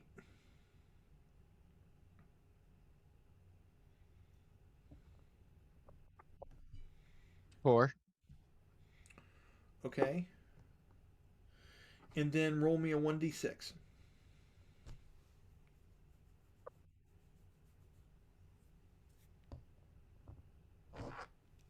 Another 4. Okay. You have 16 Orson. Orson is the equivalent of gold. Mm-hmm. And you have twice that many. What the hell's the name of it? There's Orson. Then there's Singets. And Singets are like dollars. And you have twice that many in Singets. Okay, so you have 16 gold and 32 Singets. That is what you have on yourself, on your person. That was left for you as a care package from whoever it is that rescued you or whatever that's from. Maybe they sold some of your possessions that you had. You don't know why, but that's what you have. All right. Then, as I described, his little monk uniform being a little too small for him, I think he would look for like a tailor or some sort to get more fitting clothes. Okay. All right. So, with that, let's go ahead and take our first break. We'll discuss the whole Taylor thing, how much of that we want to go through with this, and we'll have a discussion about when we want to get this play underway, and then we'll move forward. Does that sound good for everybody? Okay, let me go ahead and get this lined up here to pause. Give me just a second. And 3, 2, 1. There we go. And we're back. Good deal. A seamless break once again. I like it. Okay. So, I do want to say something to whoever's watching these and things. There's one way of doing stuff, right? Where I had all these characters made up. And I say, you find yourselves at a play being held by a woman that seems like she's from the sands of Damyre, and with her are all these people. And we could have done that. But this whole first 4 episodes is people filling out their characters, learning how to talk to one another, and trying to narratively get them in the same room and give them a little bit of structure. So, if you'll notice a little bit of push in trying to get them to this event, it's because all this has been just to bypass, or not to bypass, but has been in anticipation of that starting point for everyone. All this is prequel stuff that we're going through right now. And there's going to be a lot of cool things that are going to shape the future that we've done this. The meeting of Miasha, the meeting of Dorbach, Danny's characters meeting Rainlore and Vander, the awesome scenes that we've had with Arsin as far as the flashbacks he's had. That moment where the armor started to come back on his arm when he started to get emotional. All those things would not have happened had we chose not to do this route. That's why it's worth it. You know what I'm saying? So it's really easy to say, okay, we're all in a room, we're doing this, bang, we're moving. We're going to get to that point where we're all doing that, but it's important for everyone to kind of come together first. And that's why this process sometimes sloppily along, because there's no perfect strategy in a real world. People don't just jump on the same horse and go. So that's what we're in the middle of letting everyone explore right now. So what we decided on break was that Arsin, hint, hint, nudge, nudge, needs to have some people go around the town with him that also are not familiar with this place if he's wanting to get some better fitting clothes or something. And Danny was also, Finn was also looking at the fact of maybe getting him a scabbard for that short sword and asking more about why he has the blade to make sure he's not overstepping a master's wishes, things of that nature. Maybe finding out a little bit about this master. That's a conversation going on while these two are deciding to, or he's going to follow her back. Now, did Az'ara agree to let Rook come with you? Did you say something to the line of you're going to introduce him to your father but away from everybody else? Is that what the plan is? Yeah, so not taking to them exactly where they're going to be practicing and stuff, probably giving the excuse of like, oh, it's a closed practice, have to save the mystery or something like that. Okay. But introducing them like a little bit away and then letting the siblings know, like, just in case to be on high alert, a little bit nearby. Makes sense. Okay, so we have split the party. Let's go ahead and do this then. I'm going to go ahead and start with Finn and Arsin. Arsin and Finn, you guys have decided to make your way out that direction. You really don't have any ideas as to where to go. So if one of you wants to ask somebody in this place before you head out, that's an idea. It's what people do when they don't know where they're going. Or I can just throw you out there and we can randomly roll and see what you come across. It's completely up to you how you want to do this. Just refresh my memory. Rainlord did stop by, talk to us for a second, right? To you, he didn't talk to the group. Yeah. Yeah. So I told him I may know someone that can guide us. I may know one that could guide us to what you seek. Okay, go ahead, Arsin.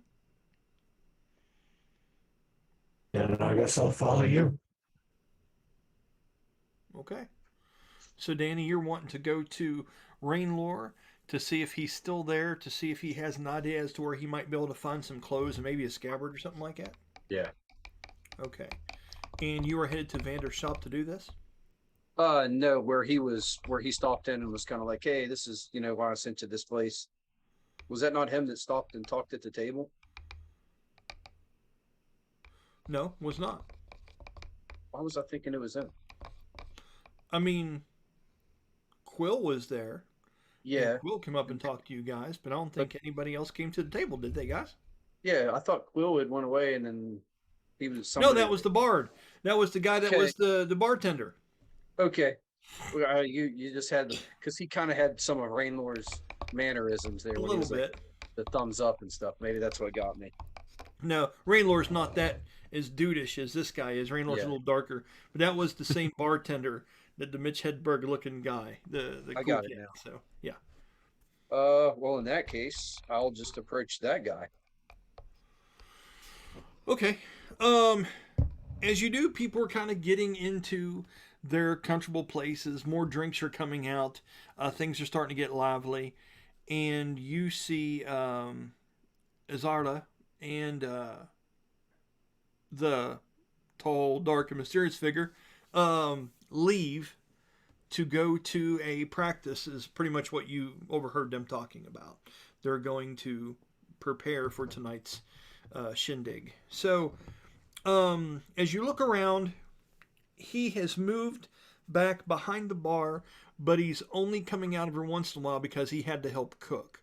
So you can see in this one particular area back behind all of them where the kitchens would be. Now, just for the ease of this, there are people running in and out of there. You could send a message that you want to speak to him, but you wouldn't be able to see him necessarily at this moment because he was going back to cook food. You know what? As he's watching that, he would just probably, just it would seem rude to him to interrupt him. So he'll just start winding his way back toward Vander's shop because he knows there was a shop there. So if you look around, in his mind, the way a city is organized is, there would be other places. And if Yeah. not, he knows somebody there he can ask. Okay, so let's go ahead and Arsin, as you're kind of watching him do this, you're seeing the body language that he's putting out. He's going around looking behind the bar, seems uncomfortable for a minute. What are you telling Arsin? I may know another guide. This one looks too busy. If not, I did wander across one shop, so there may be more. You good with that? Yeah, I'm good with that. Okay. So, Danny, I want you to roll me a 1d20. 20 is very, very good. 1 is very, very bad. 11, right at a medium pace. A little bit better than a medium pace. Okay. So as you leave this place and you're seeing all the different denizens of New Gemdar, and the ongoing festival is happening as you walk out of this darkened place. Now, it is now sundown, and the glow of the sun is over the horizon into the long straightaways that look down over to the south to what looks like an always constant storm rolling far off in the distance to the southern side of this place.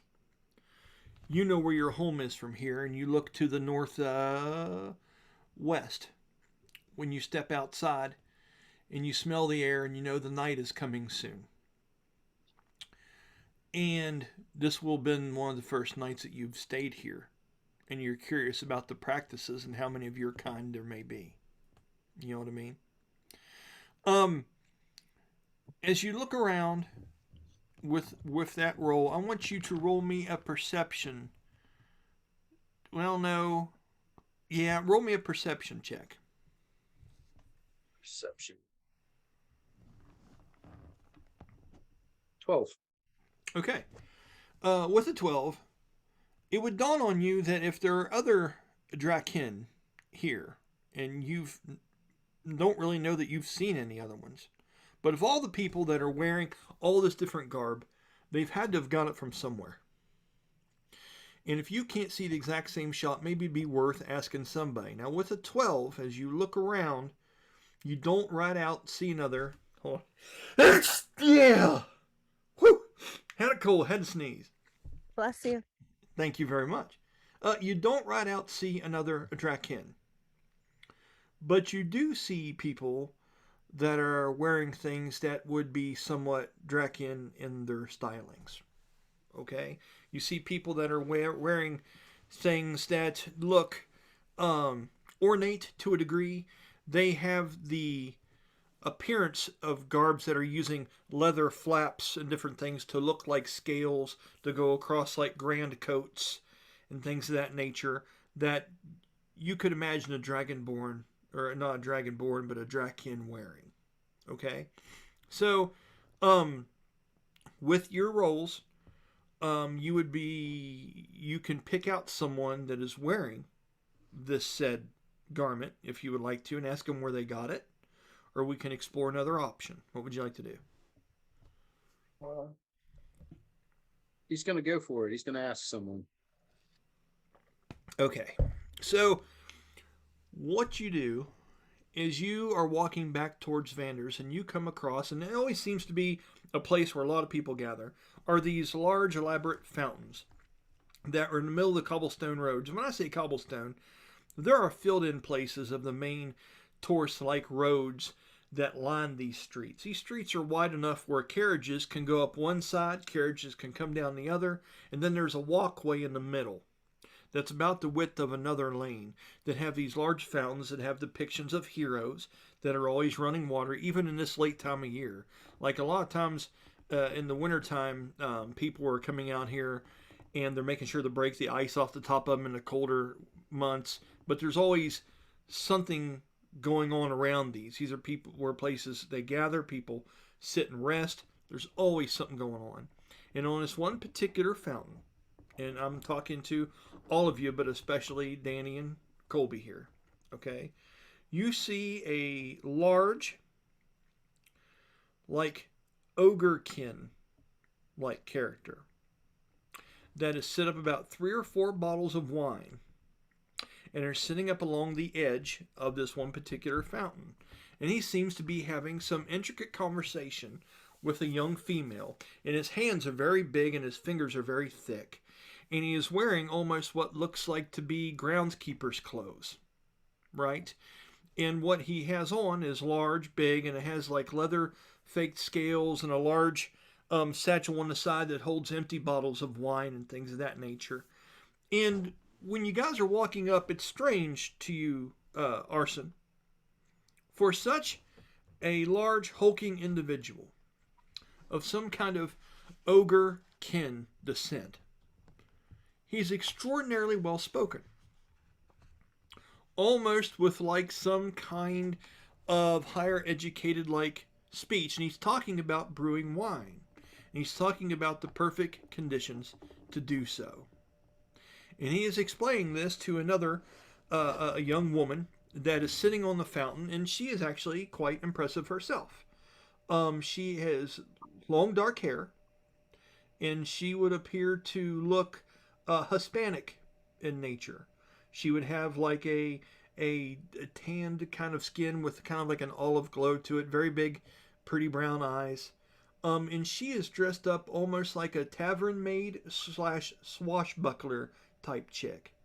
Okay, is the way she comes across, and she's being very flamboyant with her legs crossed up there, and she's looking at this ogre, explaining the way this is done. It's like he's almost explaining the universe to her. And he's the big hands. He's like, and so if you would only take just but a moment and find the finer pieces of this and put this together in the most harmonious ways, only then will you get the flavors, the feel, the smells, and she goes, yeah, I know. And the aroma. We have talked about this for far too long now.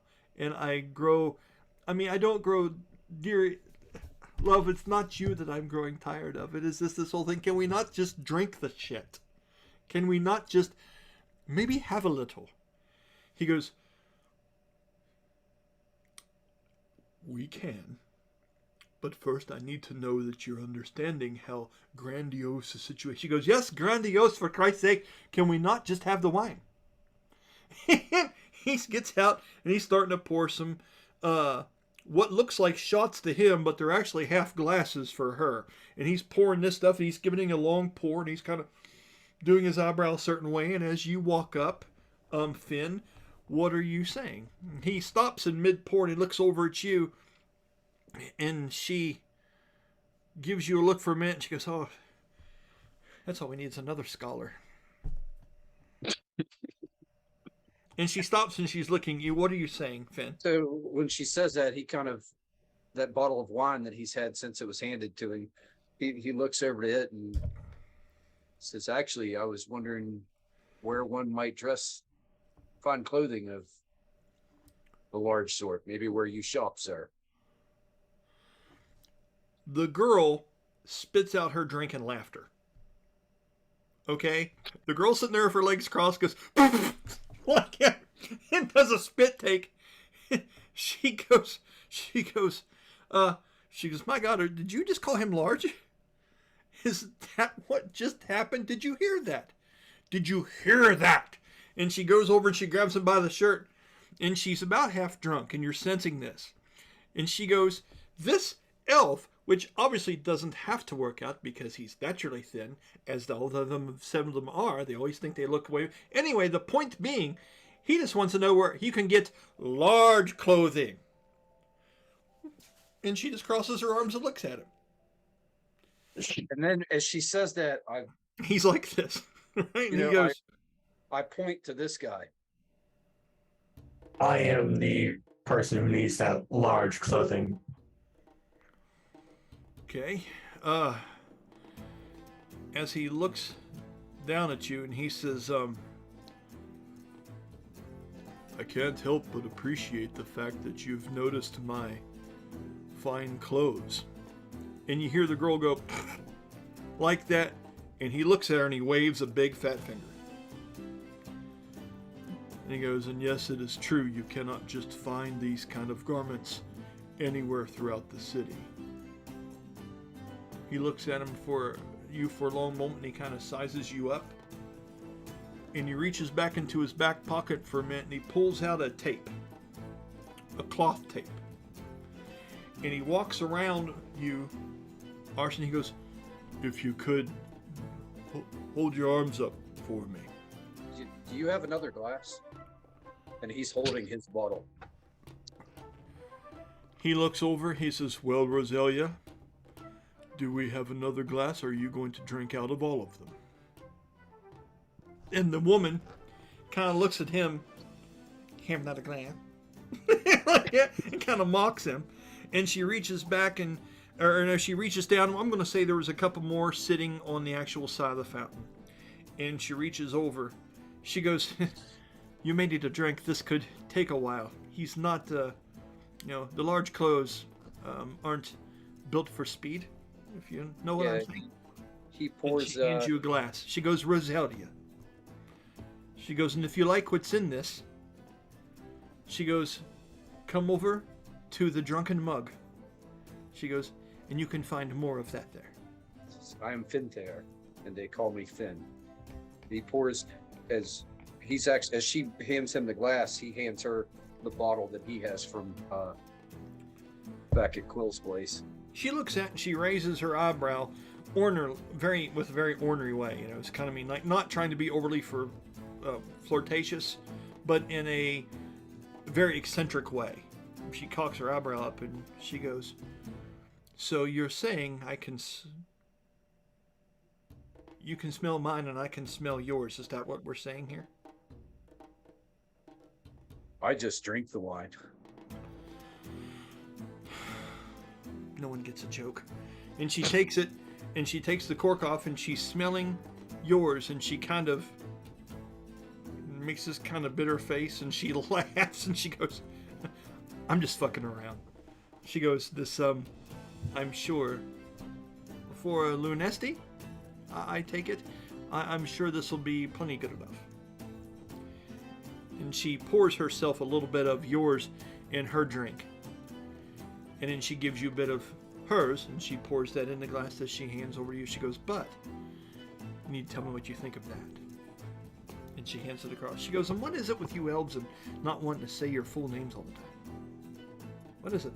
I know like a handful of you, and I mean, you can't just go around thinking everyone's so ignorant that they can't say elven names. Like, for instance, I know this one guy, when he's around, when whoever the fuck knows that's going to be, and Bastille would be his full pronunciation as he would say it of his name, but he goes by Bast. I mean, if he's hanging around people that's that dense that can't say Bastille? Is this just an elven thing, or do they just think everyone's a fool? It's a formal thing to say one's whole name, to speak one's lineage and things of that nature. Oh, so it's a formality to say someone's full name. I didn't realize that elves were that self-important, that their names were considered formal and informal things. Thank you for the clarity. It's been eye-opening. Can't help but to think about the big guy in the back. Oh, Bastel, I know who you're talking about. I like him. We'll get there. So, Arsin, as you're standing there and your arms are up, this large ogre is moving in on you, and he smells like a wino, but he looks elegant, like he's got his hair kind of greased back and slicked back. What it is, he has he looks like these are work clothes in a way that he has, but they're elaborate almost to be to show off a certain thing. You know what I mean? Like he is advertising in a way that he dresses. And as he wraps the stuff around your waist and he's moving in, you can smell the wine on his breath, right? And he's really big, close to you, and you can hear his big lungs. And we're looking at a 32, 30, okay. And he moves around the other side of you, and he's wrapping another arm. He's like, and what do we got here? Well fed. Okay, here we go. He's kind of moving about you, and it gets to be this very uncomfortable, kind of personable thing. And, when he's done, he says, tell you what I can do for you. Are you looking for work? And he's looking at you, Arsin. What are you saying? Not at this moment. Well, it's funny, because the outfit I have that you could use would require you to do some work to earn it. It's not exactly something that you could find or purchase. I have another one of these outfits, if not several, but I'd have to ask of you to come by our winery to do some work for me in order to, in other words, to earn the garment I would be presenting you. Could I count on you to do that? I got a couple hours to burn. Not so much as today. Today is over, which is why I'm down here enjoying my company. She goes, he says he enjoys it. Yeah, and she's being extremely sarcastic. And he says, he looks over at her for a long minute, and you can see his jaw kind of moving. He goes, tell you what we'll do. Do you have any coin on you? And you can see Rizelia shoot him a curious look. Like, what's he doing? Okay, and he's asked you, Arsin, if you have any coin on you. Yes, I got some coin. For 1 gold, if you will simply take this pack of mine up to that rooftop up there and fill these empty bottles with my wine and bring them back to me unspilled, you can have the other garment that lays on the back of the barrel. But that will cost you 1 gold. If I have to climb back up there, it'd be way closer to 2 or 3. Do we have a deal? We have a deal. Gets a big smile on his face, and he holds out a large fingered hand. So he's waiting for you to put gold in his palm. Finn, are you saying anything? He looks over and he says, well, I have a bottle. You're on your own. for climbing that for no reason. Okay. I'd rather get stuck out of this tight rope thing. And it seems I'm the only one sober enough to climb onto a roof. He just nods. He just nods and smiling. And he's holding his hand out, still waiting for that gold coin. I put the coin in his hand. Okay. Mark off 1 gold off of your sheet. And Dan, do you remember the name of this character? I cannot. I have it written down. I mean, this has been years ago, right? So Yeah. let's skip names for now. And what he's going to do is he's going to take that gold, and in his other hand, ready, is a key. And he places it in your hand. Okay? And he says, on top of that tower over there. He says, do you see the windmill and things of that nature in the distance? And as you look up there, there's not exactly a windmill, but there's a metal decoration that catches wind, that spins. And this time of year, it's spinning pretty fast. There's a lot of cold wind down here and stuff like that. There's a little shack that looks like a greenhouse kind of type thing on the very top of a building. It's probably about 4 or 5 stories tall, off in the distance. He says, this will be the key that will open up that establishment. He says, there's a large barrel of my wine in there. I will need these filled, corked. And he says, and then fitting clothes will be hanging in there on the side of the barrels.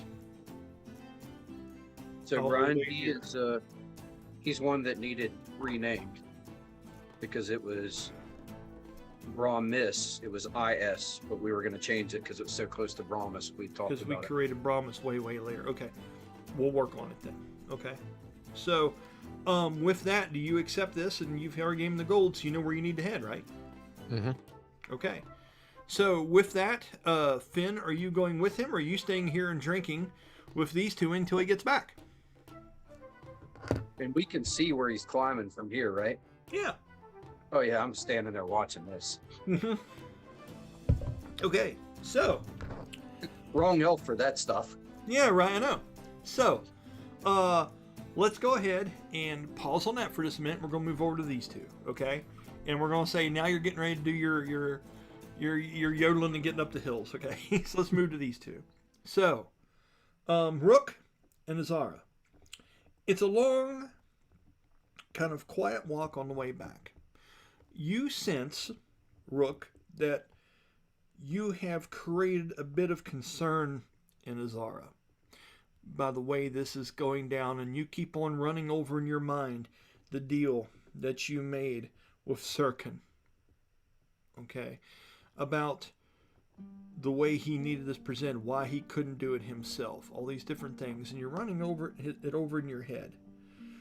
And Az'ara, you're still thinking, it's like, you know, you've seen the spider character in here, you don't know all the different moves that are going on in this city. You find it strange that you all picked this place to begin with. I know that you know that Hector thought you guys could blend in here very easily, but in this moment it seems like that also means 4 times the amount of eyes do we have to worry about looking at us. And it's kind of an overwhelming feeling you're getting. On the way back, do either one of you have a conversation about anything along the way?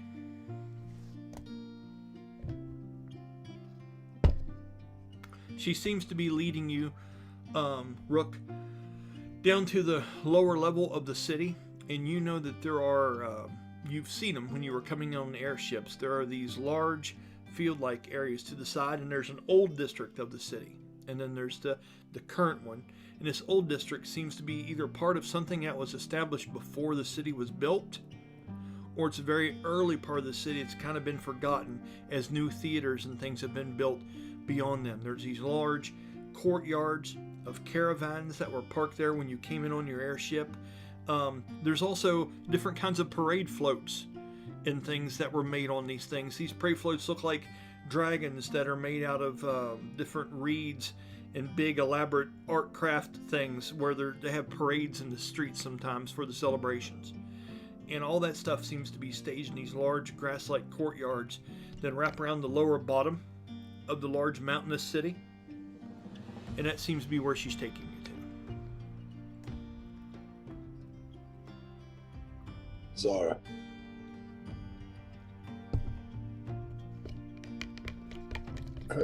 How did you and your family become performers? I guess you could say it was something in our blood. Something we've always known.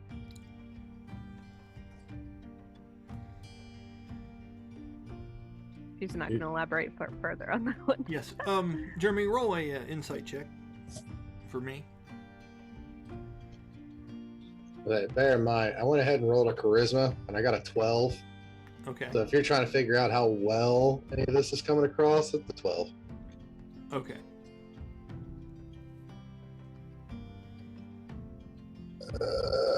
Sweet. Was a 19. Okay. Her tune has changed a bit, and she is being withheld, but she is saying enough to be polite.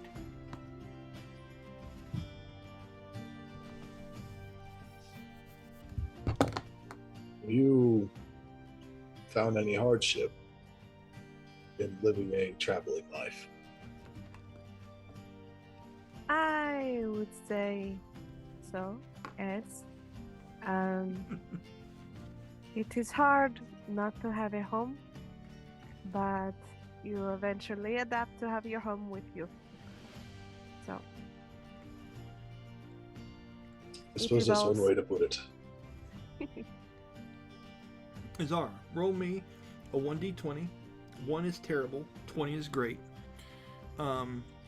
Let's see how the rest of this walk goes before you get to the caravans and stuff of that nature. That would be an 8. Okay. So let's use that to gauge how this goes. Unless there's something else you definitely want to have here in conversation, because we know you're being kind of short and withdrawn. Rook's trying to make conversation things. Let's say the 8 continues more of this. It is you being polite but giving not much of an answer. And Rook, you don't know if he's trying to figure out exactly if you are who you say you are, or if he's trying to make sure he's got the right people. Now that you know that there's something he has on his possession. But it's... I would like for you, Az'ara, to roll an insight check. Let's see. Insight is 9. You're more worried about the prospect of what could be happening now that you've seen some of the darker side of the city. I mean, as far as you're concerned, right? That's what this role will get you. You don't know if he has genuine questions, wanting to make sure he's doing the right thing, or if he's trying to pry at you and get information out of you so a wrong thing can be done. With that role, you can't get a read on him. It's his mystery, his mystique. It's the mystery around him, you know. It's the hood. It's the whole thing. I mean, he came to your rescue. But just as soon as you think about one good aspect of him, another aspect kind of counters it over. That's what that role gets you. You're like, yeah, but of course he would if he had a plan for it all along. If I'm going to take him, you know, you're just in that kind of conflict. Does that make sense? Just going to play really well into this next question. Go ahead, Jeremy. If you spend any time around New Gimdar, significant time, No, this is new.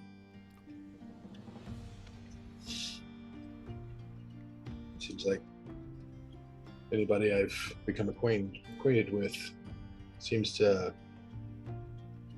only know little bits. Been trying to drum up some information on I can tell. a prisoner that's being held here. I don't think I will be able to be much help with that one. Unfortunately, not many are. We did say he was in prison in New Gimdar, wasn't it, Brian? Talking about that ship captain? Mm-hmm. Yep. Yep. And I'll tell you his name in just a minute, buddy. Hold on, because I got that too now. Just 1 second. Let me bring up your file. I thought it was his father who was in prison. No, your father. Well, I mean, your father's not in prison. It's the ship captain that did all that shit. I thought his father was put in prison for being framed by the captain. Right, but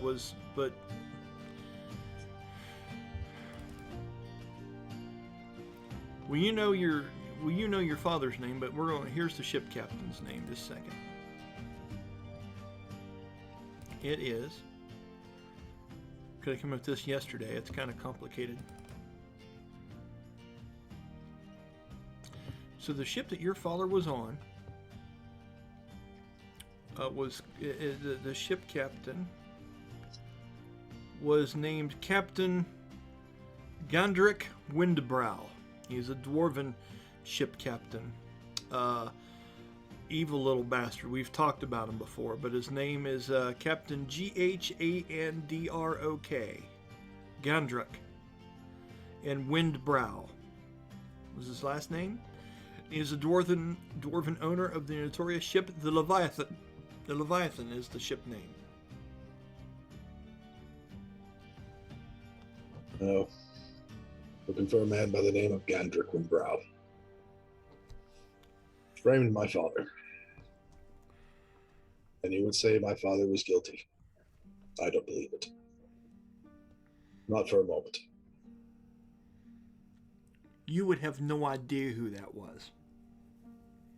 If you rolled a natural 20 on a history check, there's a chance you could have heard a rumor if you want to roll for that, Az'ara.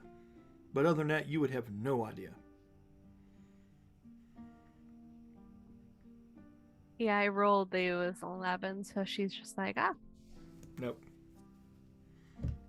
he sounds like a bastard. That's putting it lightly.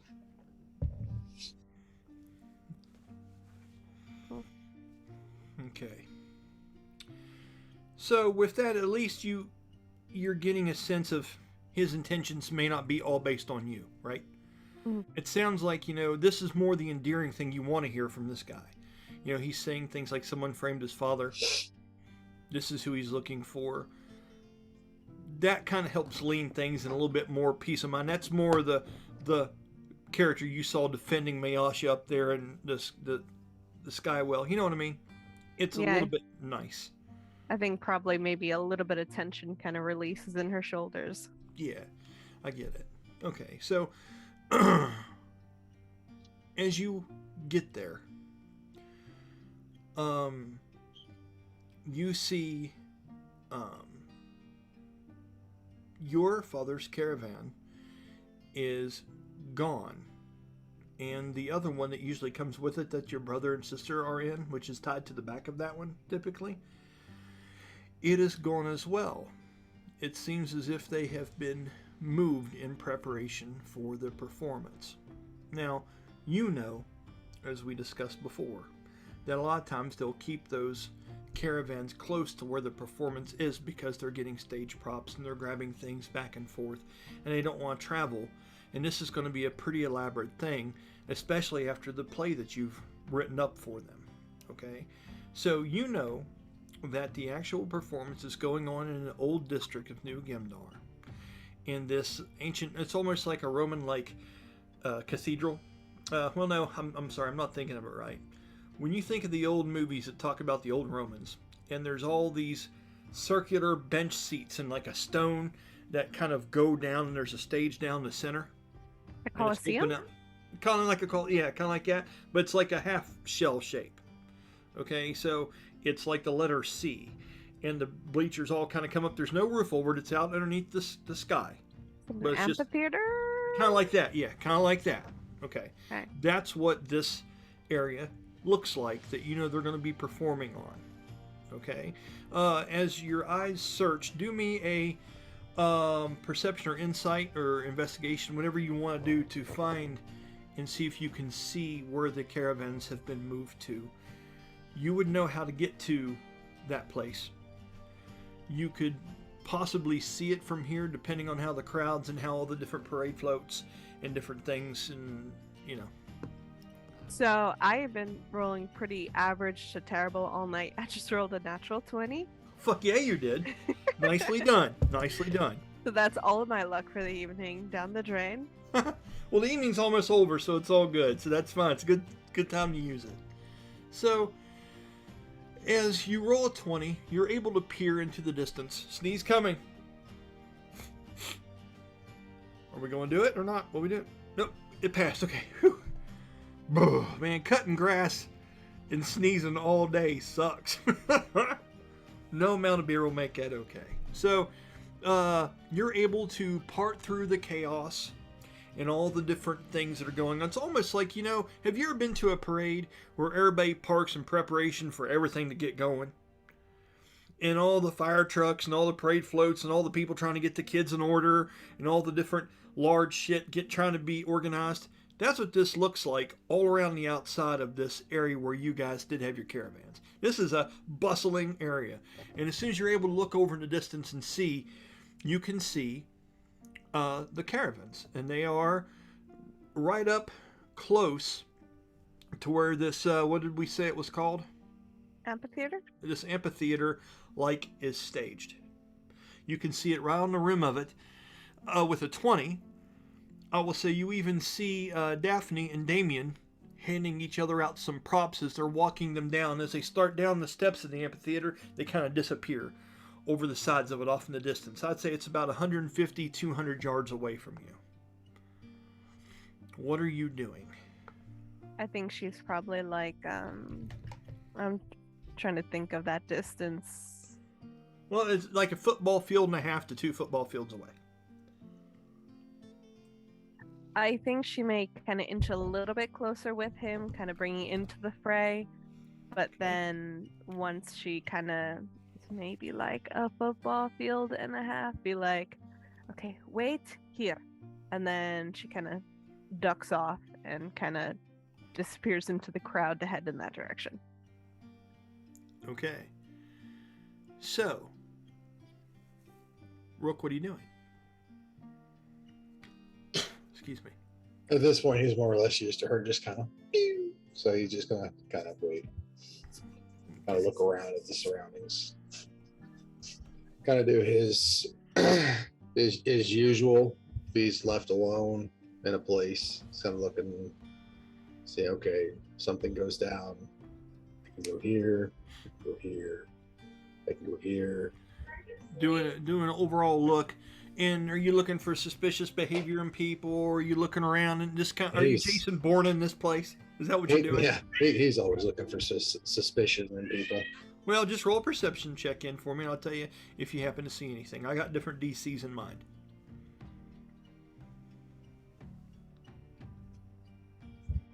Surprisingly enough, it's only a 9.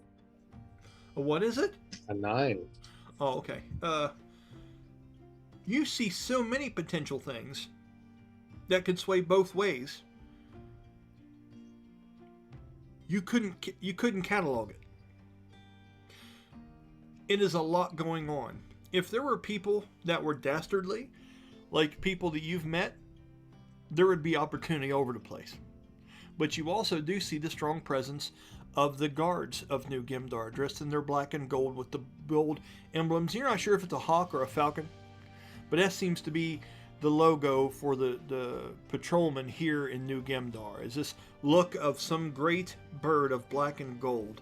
A lot of their helmets, the most powerful groups of guards that walk along this place and patrol this, especially over here in this kind of chaotic area, is one main guard that has pretty much a banner put over top of his shoulder of the city that drapes him almost like a fair queen or something like that, And they have a helmet that has a point to it that has silvered, feathered wings on the sides. They represent the feathers of a falcon with a visor they can see through. And they usually have a pole arm that they march with that has that banner. You'll see either one of them and 2 lesser knights that don't wear helmets but are just kind of hired soldiers, or you'll see 2 of those with almost like a court mage looking individual in black and gold robes being escorted. That's something unique. You usually don't see mages and wizards and sorcerers being part of a city's guard. That seems very unique to this place. And they usually keep their faces shrouded and hidden and hanging low as to not show who they are. With that 9, that's all you can get. Okay? Az'ara. You walk up to the top of this amphitheater. Okay? This ancient stone, old district of New Gemdar amphitheater. And you're looking down about, and you can see in the caravans that Daphne and Damien are getting out the stuff, and Hector is down there now telling Damien where he needs to have some different things placed and what not. Who is it you're talking to first, and what are you doing? You see some people are starting to come down and sit. They're looking at the flyers. There's about 9 or 10 locals, which is good to begin with. You know, this still got just a little bit of time before it starts, you know, maybe an hour. And you see them kind of looking at this, and they're looking around at you, and there's a group of about 3 or 4 people sitting together, and they're talking about this. You hear the word Nadimus echo up from the steps. You hear groups of laughter. You can see some of them are drunk. Roll me a perception check, please, and I'll tell you the details in that kind of, based on the roll of who you see sitting around the amphitheater. That's another 20. Listen. You get advantage. Not advantage. Blah, blah. You get, what's the term, Jeremy? Disadvantage? No, god damn it. Why am I brain farting? I got so much going on. You get inspiration. Yes. Oh. Yes. Mark yourself down for inspiration. Will do. Okay. Keep that in your back pocket. That'll help. Okay? Mm-hmm. So, as you're looking around, you don't see some of the people that you've given these flyers out to, but it is still early, and there's still a lot of people around, and you're super focused in with this 20 because you're kind of nervous about things. You know, you're having a lot of thought about the spider. And as you look around the place, you see one person in particular that kind of doesn't look right there. Okay? You were met by the court mage. He introduced himself as Landorus to you. He was the one that was talking to you about no teleporting in the city and things of that nature when you first arrived and got through the gates. Remember that guy? Mm-hmm. Okay. Whereas if he was the court mage of the place, this would be the champion of the place. And there seems to be a person sitting over there in the distance. And I don't know if you ran into him there or not. But this guy looks like, you ever watched the TV series The Agents of S.H.I.E.L.D.? A little bit. There was an Agent Ward. Oh, yeah. Okay. This guy looks like Agent Ward. Okay. Okay. And he's the same age, the short cut black hair, the kind of handsomeness, but kind of deep thought laying back behind kind of this military strictness. And he has black armor that is on half of his body and covering one arm with what looks like shields built onto his arm. Well, that would be a shield arm. And he has a red sash that goes across him, and one of these black and gold sashes also that goes across his body of the city. He has a great sword that he has laying on the steps beside his leg with his hand on. And this arm here is bare, with nothing more than a glove on the hand. And he's thin, but he's muscular, and he's fairly pale on that whole side of his body. And we'll say that's the side that he has the sword hand on. Okay? And he looks down, and he has like this long piece of that tapestry that's coming across his body, hangs over his midsection there, and he has armored boots on and some kind of like red leather pants underneath of that. He looks like he represents the city, but he also most looks like a gladiator at the same time. He's a strange mix. But he looks powerful. He looks intimidating. And for that moment, he locked eyes with you when you were scanning this place. And you can see in his armored hand, he has one of those flyers. Okay? Also with the 20, you hear a familiar voice. Hey there. Hey. Do you turn to see who it is? Yeah. As you do, you see a familiar red-headed Auroran elf. And it's Iveron. Mm.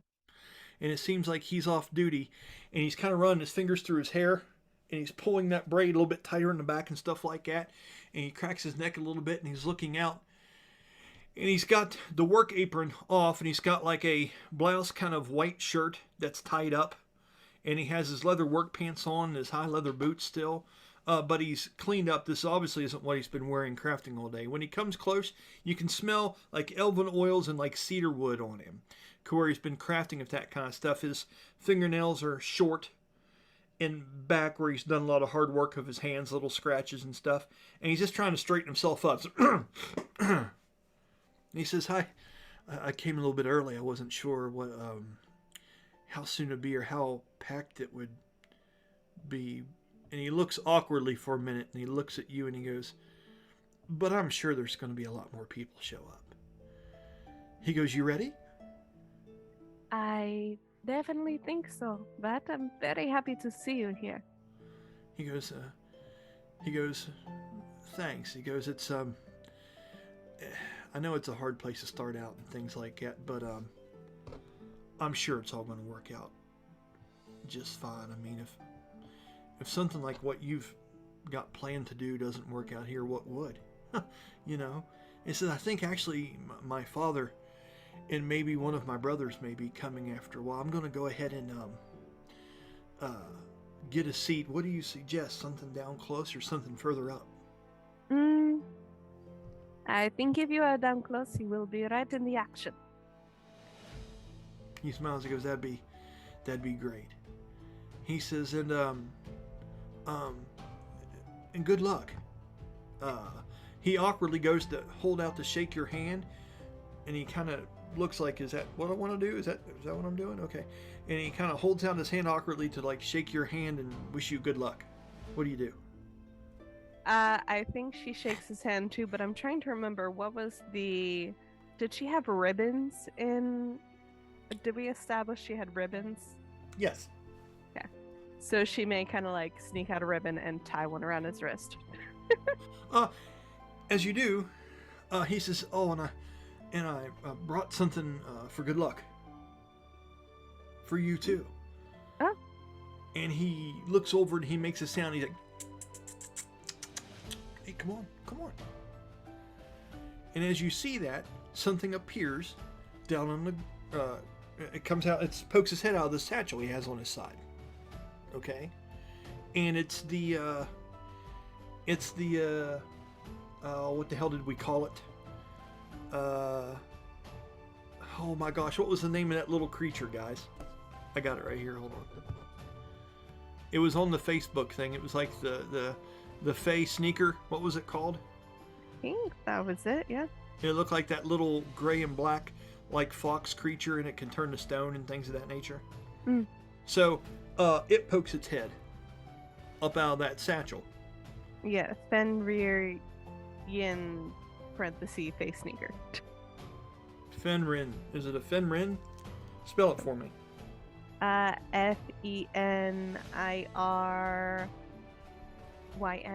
Yeah, it's a Fenrin. It's a Fenrin sneaker. Yes. And it seems to poke its head out of there like that. And he's like, he goes, he stays around the shop, but somehow it's like he knew. And every time I turned around, he was chasing me. I figured I'd just bring him along. Plus, it's not too often he gets to get outside the place very often, so he's got the thing with him. I think she goes to maybe like offer out her hand to pet type thing. Roll charisma check. Okay. This is where the natural 20s disappear. Yeah. Are you? Hold on. That can't be right. Okay, that can't be right. Did you get her 20? Yeah. That can't be right. Roll one more time. That was a nat 1. Okay, stick with it. For the record, you just rolled 3 20s in a row. I want you to realize that tonight you should have been playing D&D. You've chosen wisely is what you've done. So, with that, the creature comes out and sniffs your hand for a minute, and then it does something that you've not seen it do, and it turns itself into what looks like a forced version of itself. It looks like it's made almost like a Trent looks like a person. It looks like a twisted tree and leaf and berry clad wooden version of itself.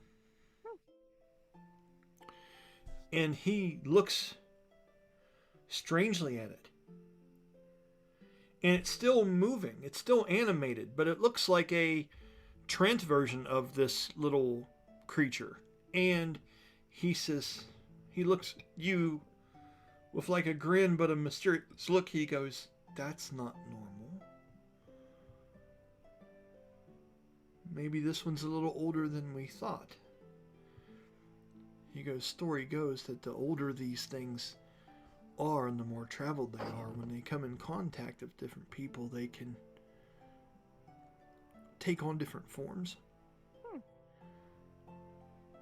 I've never seen this one before. That's it's got to be a sign for good luck, right? I certainly hope so. I definitely need it. I like this look for you, my little friend. It looks at you, and it makes a sound, and it plucks off 2 or 3 of these berries. And it holds them in its hand up like this. Like it's offering you, like a chipmunk has a peanut between its fingers. What do you do? I think she still has candies in her pocket, so she's gonna do an exchange of 2 candies for 2 berries. That's awesome. As you do that, the tail comes around and curls and takes the candies with the tail, and it hands you the little things out of the claws, and automatically it's like, boom, candy in the face. Candy in the face just going, right? Roll an Arcana check for me, please.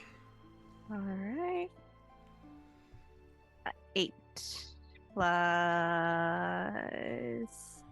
1, so 9. Damn. There's something special about these berries. You're just not sure what it is. Keep that in mind. You want to write down questionable berries. Okay? You might want to have that on your sheet. So I think what she's gonna do is kind of be like I wish I could continue to sit with you both more, but I need to go and grab my father real quick. We have some business before the show. Okay. So with that, he goes, of course, I understand. Like I say, good luck, and we'll see you. And he goes over and he sits down. He walks down one of the main corridors and he sits close to the front. Okay? As you see the little face sneaker sit out beside him and it's munching down on candy. At that point, you hear Hector call out, Az'ara, what is it that you're And he comes walking up the steps and he's kind of dusting off his arms. And he goes, "It would seem you're doing just fine getting to know the locals." He goes, Have you given out all of the flyers?" Yes, but Excellent. there is somebody who I believe needs to talk to you. And where is this person then?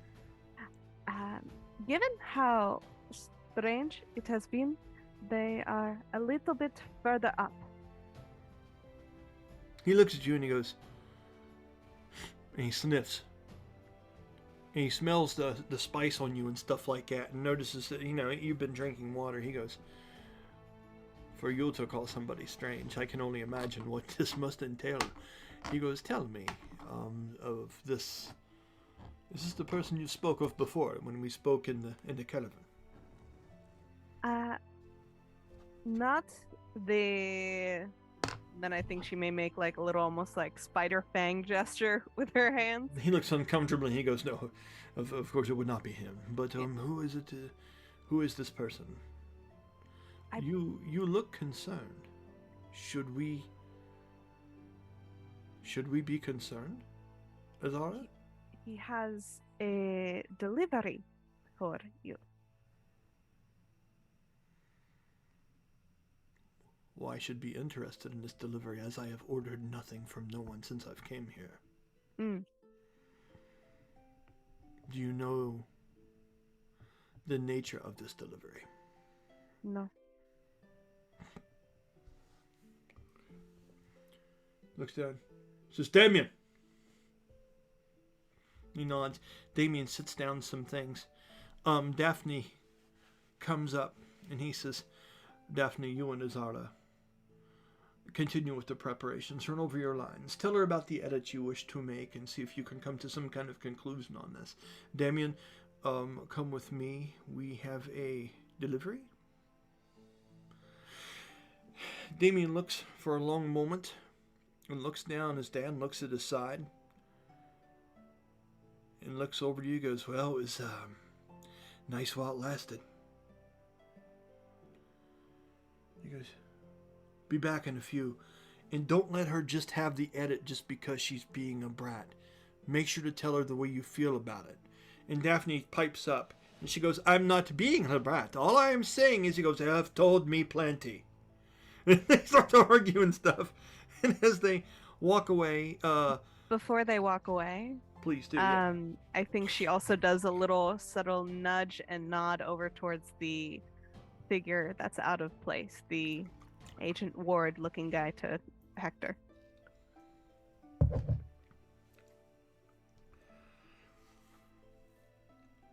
Not the delivery, but something else. He kind of nods uncomfortably and says, our shows are, we are no strangers to all the kinds of people that would come to watch our shows. I'm not overly concerned with someone that is of the looks of him. He does not throw any red flags to me, but he's curious nonetheless.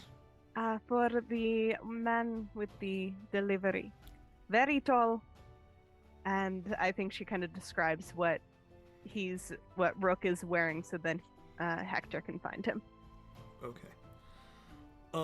With that, you would go ahead and start working on some things with Daphne and going over some of the edits of things like this, and Hector and Damien would walk over in that direction and head towards Rook. I think also she is gushing a little bit about the Endless Satyr and how the two of them are absolutely planning on going there after the show. Fuck yeah, that's cool.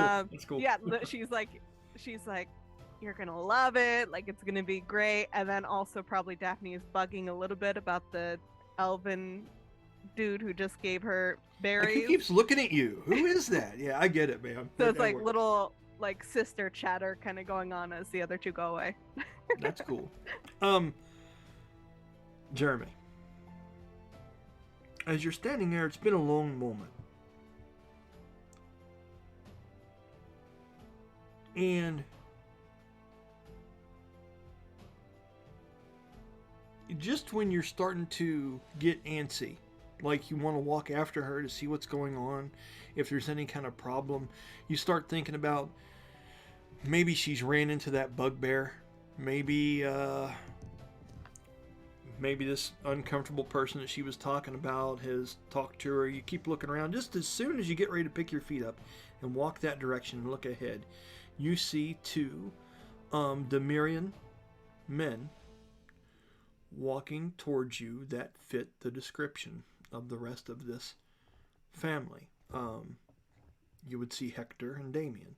Now, from what Circ had told you about them, described them to you, this seems to fit the bill. And you'll notice that their clothing, although different, they still have that gypsy kind of like theatrical stuff on them as well. This is throwing up a lot of signs that these are the people you've came here to see. But Az'ara is not with them. She is elsewhere. As the two kind of come up to you, Hector, the older one of the two, that has that gray streak in the side of his hair, a handsome but dark eyebrowed man with a short beard, is leading the way with the younger son to his flank, to his side. Do you walk up halfway and greet them, or is there anything particular you're doing? Yeah, he's going to approach them. Okay. That's it. Kind of not like blatant, but like he was given a description of them, and he knows what they are rather than who they are. You know, they're Damyrians that fit the description. Okay. Hector walks up and he says he looks up at you, stands about 3 or 4 foot away from you, comfortable distance, and says, I was told I am looking for a tall, brooding individual with a dark presence in a package or gift for us. I am Hector, one of the main performers of Circ Mystique. And who do I have the pleasure of meeting? The name's Rook. Mrs. Rook. I have never heard of such a name. Is this similar to the game, the piece? Only slightly. Well, no. With that, the person to his side, which looks somewhat similar to him, they have similar hairstyles, could very easily be a younger brother or son, and says, we were told that you had a package that you had brought from us, but we've not asked for any kind of package. He goes, Father, you're not going to ask him? And he goes, of course I will, son. He goes, it is a small matter, but my daughter... And he hesitates and looks at your face to see what you do when he says his daughter. And for all rights and purposes, Az'ara very easily could be his daughter, as they look similar as well. She is the same nationality. They have similar features. He has said that you have a package for me, yet we have never met. And he goes, where did you get a package for me? Jog my memory. Did Circon say anything about whether or not to mention his name? Okay, so here are the details. No metagaming, just I want to tell you. So if you go back and review that, I think you'll find, that's what's great, we record everything. So you can go to the thing and find it. It's just a lot of time, it's a lot to scan through. He explained to you that he was once a member of Circ Mystique, as they have had different members throughout their traveling. And he had something that was very dear to Hector, which was their leader. And he goes, and he would give it to him personally. But for fear, because he says Hector is always running and I am too now, I don't have a life anymore. He says, and to give it to him myself would endanger his life, me getting that close to him. He goes, but when Hector knows this, he will know that there is still hope. He says, and this will be something that he will immediately appreciate. And you can tell him, I don't think he said a name. I don't think he did. I don't think, for sake and purposes, I'm going to say that he would have asked for this to be unanimous for the safety of them, because the nature in which this has been presented and found would incriminate people, and they can have no connection. He says, but this is something that is my appreciation for the time that he let me spend with them. And it is on the path of our ultimate freedoms. And you rolled on it in sight. He was telling you the truth. This shit was straight as an arrow. And you noticed that he had the scorpion-like bracelet around his arm. It had this chain wrapped around it. And he was a shaved-headed man. Okay.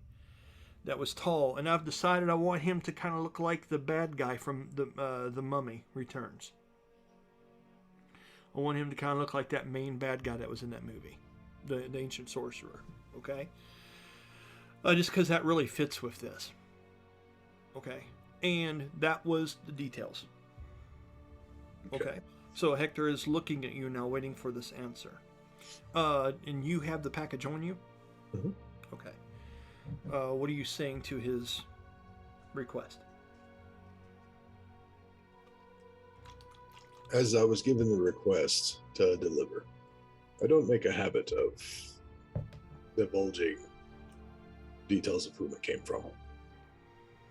I can tell you, however, this is someone who believed this was a very dear possession of yours. Hector looks over his son, the son studying you fiercely. But Hector is a lot more poetic and a lot more charismatic than that. He goes, "There are many things that are important to me, traveler. None of which are so as important as my children and my freedom." And you notice he says the word freedom. That ties into the story that Shurkin told you. He says, and you have this package with you now? I do. Your mention of freedom makes this an ever more important item. As the individual told me.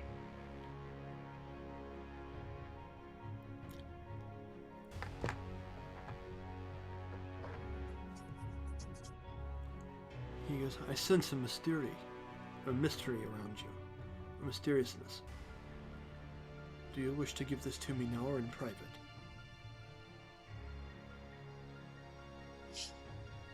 I was not told which. May I see this? He'll reach this pack, pull it out. As you do, and you pull this box around. Do you remember the description of the actual box? No. Okay.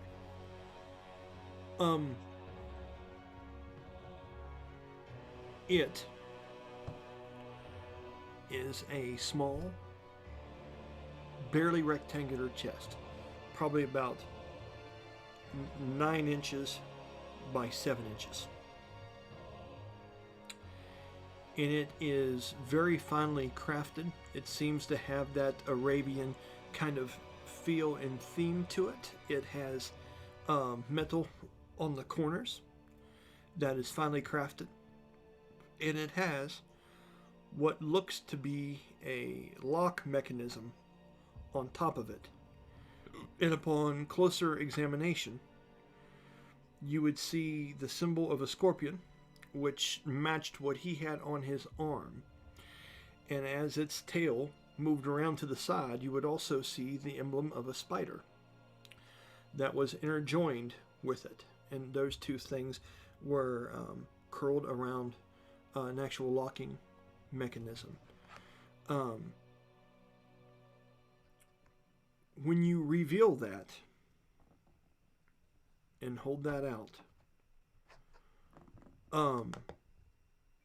Hector gives it a long look and looks at you, and his eyes get intense. And he looks at that and he looks at you, and he says, "Damyre, go to your sister." And he looks at you, and he reaches his hand down, and as he does, what looks like a scimitar forms out of sand that pours out of Hector's hand. And it's silent. And he stares you in the eyes as this blade forms into his right hand, as his other hand is up in the long white drapery from him. He has the white drapes around his arms and like the tan vest of a performer on. And he has a scarf wrapped around his neck, thrown over his shoulder. And he looks at you. And he says, "Who is it that has given you this accursed item? Sit it down. Now." Which Rook will do. And he won't do it as intimidated. It'll just be like okay. As you go to sit this thing down, this is the scene.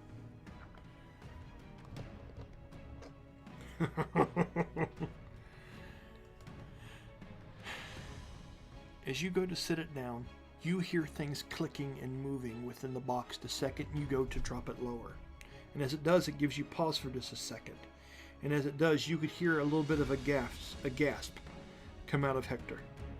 Okay? No. He says that nature.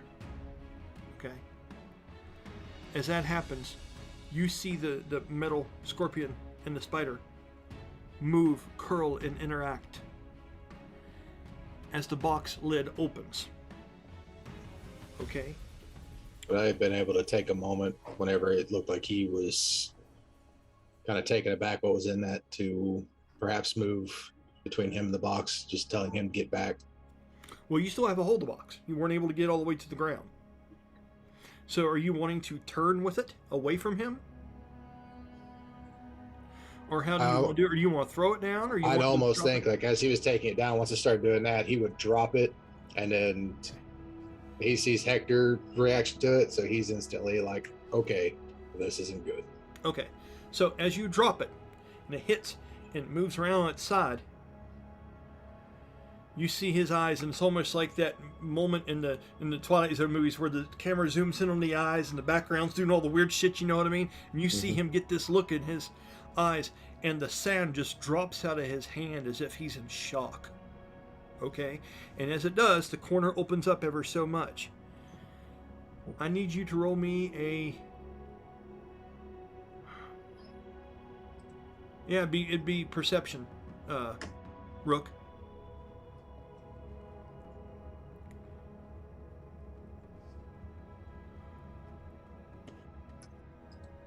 Dirty 20. Okay, you could swear that you hear something coming from that dark place that you hide from everywhere else. You can hear something in that realm around you that no one else here can hear. It's a laugh of a seductive female voice. And it's like almost going, yes, you can't hide from me.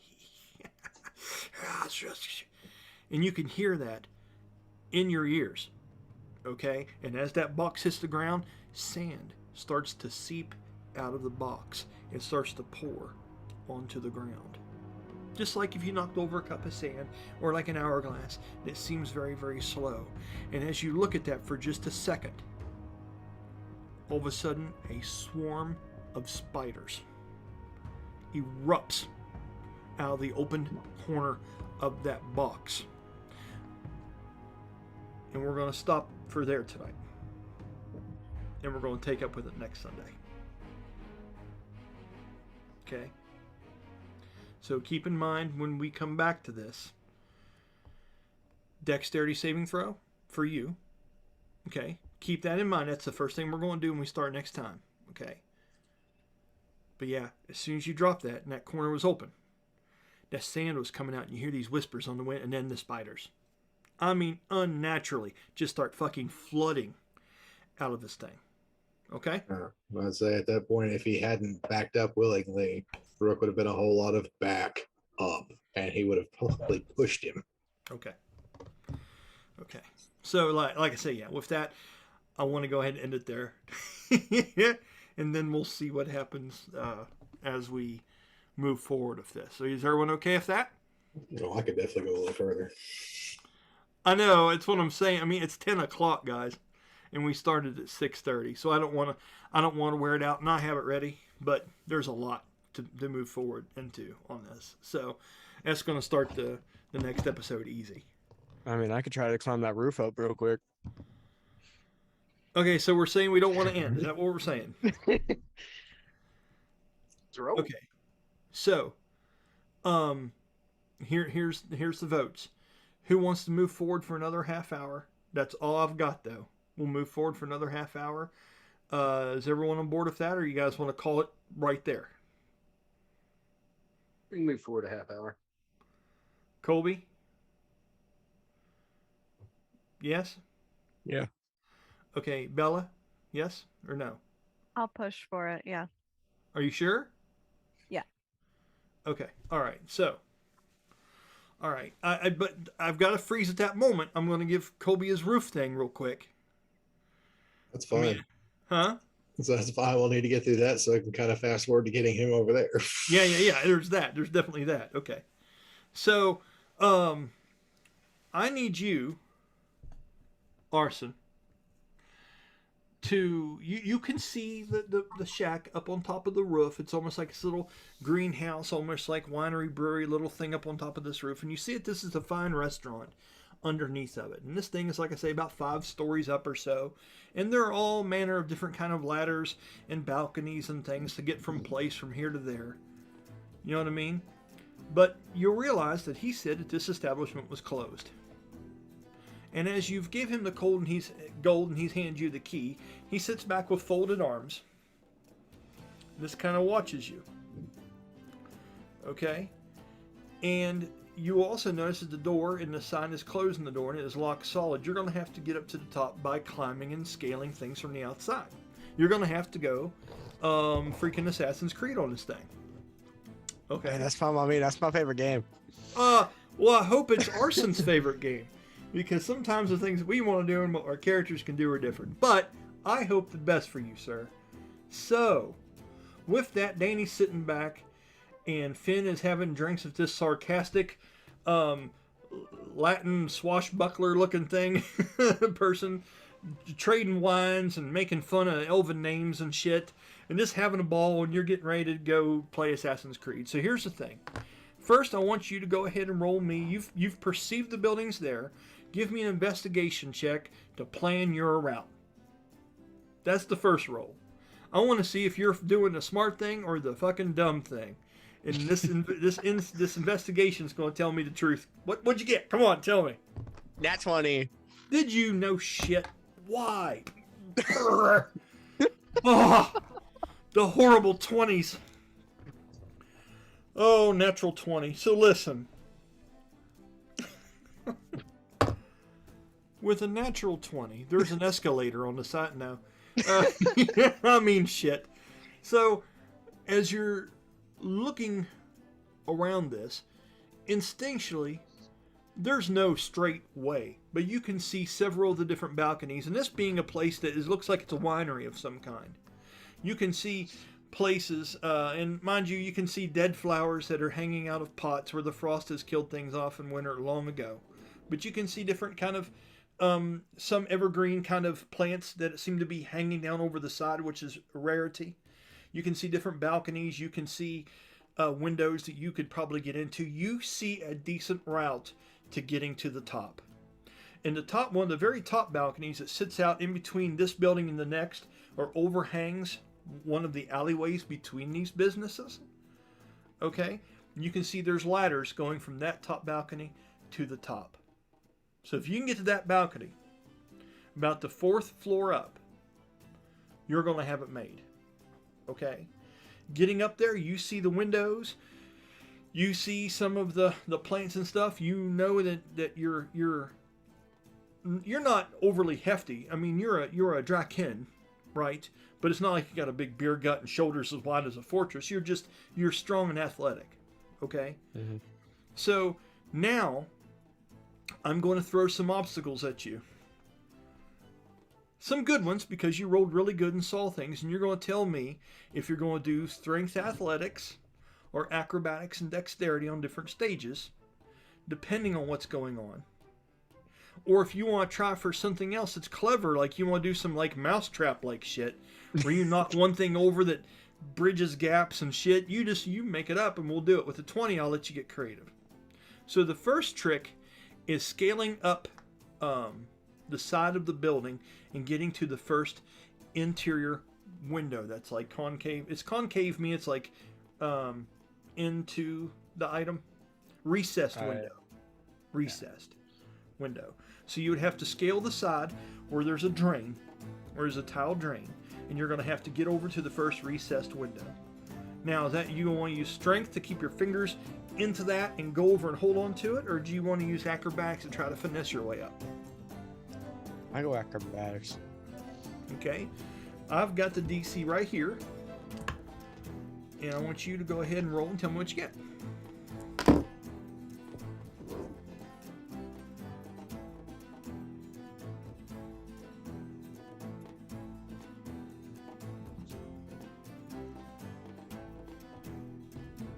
22. You crushed it.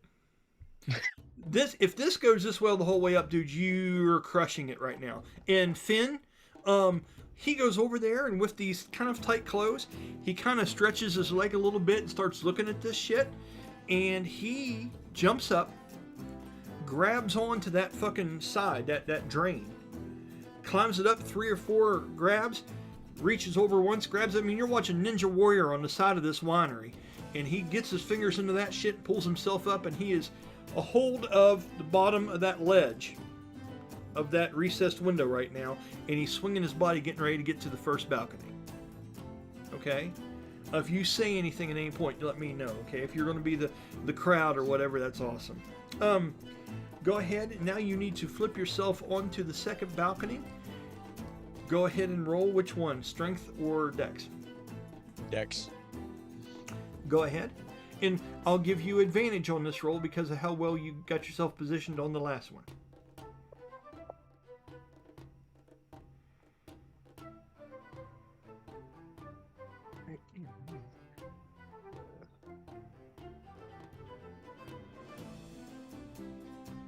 That would be a 14. Okay. As you jump across there to get onto that next ledge, even with advantage, you see this all day. You've got this. What you didn't realize was there had been water coming off of the roof, and it had been dripping and pouring and forming ice around some of these concrete columns of the railing that's around the next level. And when you go up to grab it, man, your first initial grip, your hand slips off and your ass almost goes down a story. And luckily you're able to grab up with your other hand and get your claws on there. If that 14, your DC was 13, sir. And you barely hang on, you're able to pull yourself up. But now you know to look out for ice that has formed on some of these things because of the weather outside. You're standing up on the first balcony. You are almost there. You've got 2 more to go. Roll an investigation for me.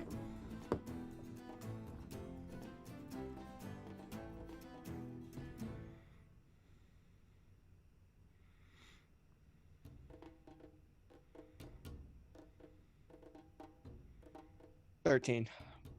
13. Looking around, you don't see anything that could help you do this any better than you already are, as far as something to help you be able to scale up a little bit better or whatnot. You know, that ice being on those things, maybe something to give you a better grip, but nothing's coming to mind. There's no exact rug or drapery you could use on your hands, so you're going to have to just full on pull this up. Now, this DC is going to be tough because there's no exact window seal here. You're going to have to get a running start, which is only like 2 full steps because the patio only comes out so far, right? 2 steps, put a foot into the window there and jump up and get a hold of the under pieces of that next balcony up. You're almost going to have to scale up a wall here to get a good jump off of it. So this one could be strength or acrobatics, whatever you want. Tell me. Acrobatics. Okay. This DC's higher than the other ones. My luck is going down. What'd you get? 7. Oh my. Yeah. When you run up and your first foot gets onto that wall and you push off of that to get that extra next step, your foot slips off the wall and you end up running into the wall, taking 1 point of bludgeoning damage as you fall prone. Finn, you are seeing this as is happening. Are you saying anything? Any advice? As you could shout it up at him. Ouch. Yeah, Roselia goes, oh, fuck, that hurt. She goes, I don't know exactly what you're trying to teach him or where he's from, but that's certainly not, that's not going to work. She says. How far is he from the top now? 2.5 stories. He gets up to the next balcony. He can climb up from there. He's got this balcony and 1 more. And how far am I from him? He's got to walk over. You're 1 floor down. He's just 1 floor up. There's 3 balconies. He's on Stay the first. there. He walks she looks over. at you. She goes, you're going to give up this wine to go over there and help him? Do I hear that? She goes, Do okay. I hear what she said? Do I hear what she said? No, you don't. And she looks at you, Finn. She goes, that's perfectly fine, but if it's gone when you get back, don't blame me. And she just starts drinking hers a little bit faster. Go ahead. When he gets underneath him, he looks up and he goes, says some words and points his hand up, and I'm going to use Vortex Warp. If he chooses he can either make a Constitution saving throw, or he can choose to fail it. If he chooses to fail it, he will he'll move. I can move him 120 feet, so I will move him up. Or I'm sorry, no, I can only move him 90 feet. So I'll move him to that spot on the roof. Is that what the spell does? You could just teleport someone 100 and something foot? You can move them 90 feet. And is that a person, or does it have to be an inanimate object? You magically twist space around another creature you can see within range. The target must succeed on a Constitution saving throw, or the target can choose to fail. Okay. Or the target is teleported to an unoccupied space of your choice that you can see within range. The chosen space must be on the surface or in a liquid that can support the target without the target having to squeeze. And yeah, because if not, you'd be sending people on the cliffs all the time. You'd be like, fucking bye-bye. Right? I get it. So Arsin, what are you saying to him? Are you telling him just relax, or what are you telling him here? Just relax. Okay. And, don't steal my words. Okay, what are you doing, Arsin? He's getting ready to cast a spell on you. Well, he's also knocked prone, right? He's actually laying on his back. You hear all this shit being yelled up the balcony at you by a somewhat comedically sounding voice. He's kind of having a ball with this. What are you doing, bud? You can see him. You could see part of him there. The casting on him. What are you doing, Arsin? You got a better way to climb this, I'll take it. Okay. Cast your spell, and just for the hell of it, Danny, roll me a 1d20 plus your spell attack bonuses, so I can just get an idea how great the spell was. Remember, in our version of Homebrew, I like to roll that d20 as if it's an attack roll or a save or something to see how well the spell is pulled off. So with his bonuses, the spell save DC would be a plus. I'm a little confused on that one. I have spell save DC and I have spell attack modifier. Do the spell save DC.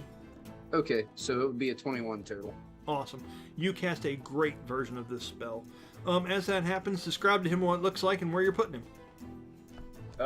Well, 1 minute you're there looking up, and the next minute you get this funny feeling in your stomach, and now you're laying on something that's sloped instead of flat. You're up actually on the rooftop where you were trying to go. Words are poetry. I love it, sir. Arsin, you are on top now. The wind's finally starting to fill back into your lungs. The sun, or the darkness and the snow falling down around you is oof, and you are on top now, looking up at the darkened sky, and you see off to your left that little shed-like greenhouse with some stools sitting around outside of it. You can also see, now that you're up here higher, cables running from one building to another. You're not sure exactly what these are for, but they are there and exist. And you can see footsteps in the snow on top of this roof that have went in and out of this place. And this shack, now it's on top of here, is nicer than you'd have thought. Has a very nice, well done tiled roof to it, which is perfectly arched. There's a lot of glass and windows in it to let sun in, and you can see inside what looks like a miniature winery, like there's some kind of special brew being made in this little facility up here on the roof. Okay? What are you doing? First, Arsin will say to Finn, I was thinking something different, but that works, so thank you. Okay. At that point, are you going over to unlock the door? yes. Okay. As you go over to unlock the door, I want you to do me a perception check of disadvantage.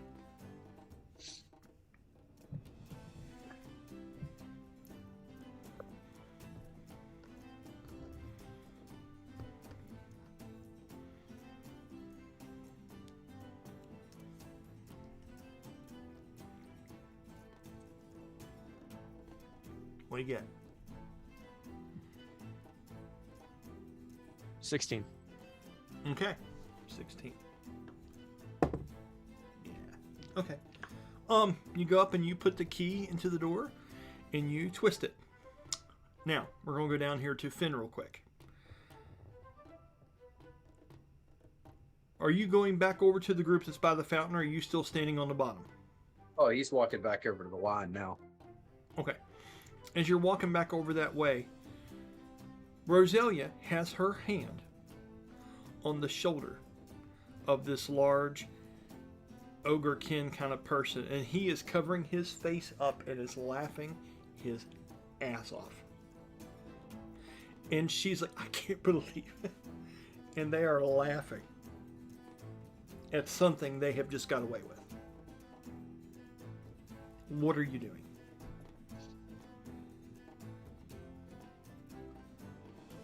Might as well let me in on it. He, like most of the short-lived, was in a race to kill himself. He looks, the large ogre, half ogre looks down at you and says, wait till he opens up that door. And he just laughs and he smacks you on the shoulder and it kind of moves you like half a foot with this big hand. He goes, I've never seen someone so drunk in my life. And he just chuckles it out, totally happy with himself. You can only imagine what's getting ready to happen up there.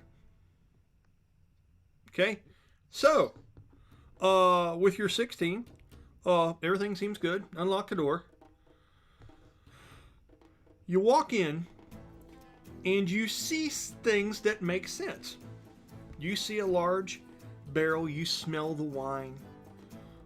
You see that on top of this large barrel, there's like almost like some different percolators and different things that are coming off of it, and it's almost like a elegant kind of shine shack up here on top of this place. And there's these great aromas and smells of citrus and pear and all kinds of things coming out of here. Very festive winter-like wine smells very similar to what they were drinking down below. And this combination of cinnamon and coriander and orange and this pear smell is very, very appealing. And then all of a sudden, you smell like something sour, a little sour. What was that? And it's that smell, and you remember it as being old ale, stale beer, right? And as you're looking over, slowly you begin to scan the room, and you see what looks like a poker table. A wooden table sitting over there with several different chairs and different things, and you don't understand how to feel about it, and you don't know exactly why, but as you look on top of the poker table, there is this little rosy ass showing straight up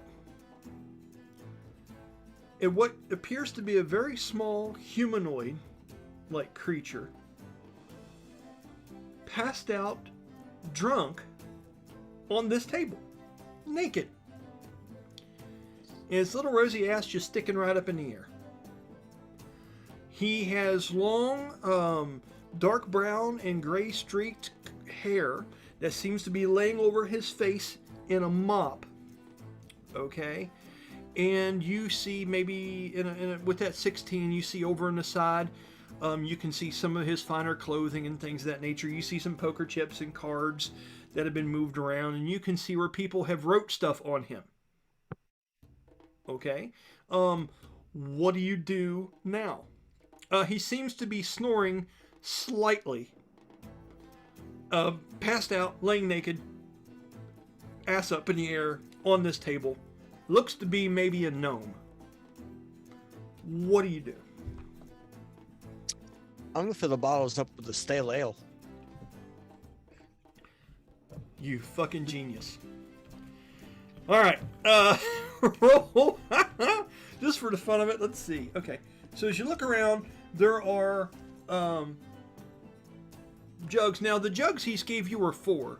You would probably see enough stale ale sitting around that table in between that guy's legs. I might even say, just for the fun of it, they might even have put 1 tankard of ale on his back. Just laid it on him like he was a fucking coaster. You have enough to probably fill up 1 out of the 4. So if you wanted to, you would have enough here to make a mystery brew for some unlucky fucker down there that you could probably mark and keep as your own. Is that the plan? Yes. That is a well-made plan, sir. That's awesome. Inspiration to you. For that, Colby. You turned a bad situation into a good one. While you're doing this, I would like for you to do a stealth check. At advantage. Because the drunken gnomes, fuck. All right. Okay. Let's go. Great. 17. 17. Yep. You're good. There's a couple times where you were taking that 1 tankard off of his back. And this looks to be like a 61-year-old in normal years gnome, which means you don't even know what for this kind of creature. But there's moments there where you think you're going to stir him awake when you move that mug off of stale ale off his back, but he remains asleep as you stealthily do this. And you would also see hanging, there's these large bronze hangers that I meant to tell you this. They look like metal bars that are over top of the barrel. Okay? And what there's these big, large bronze, like spoons.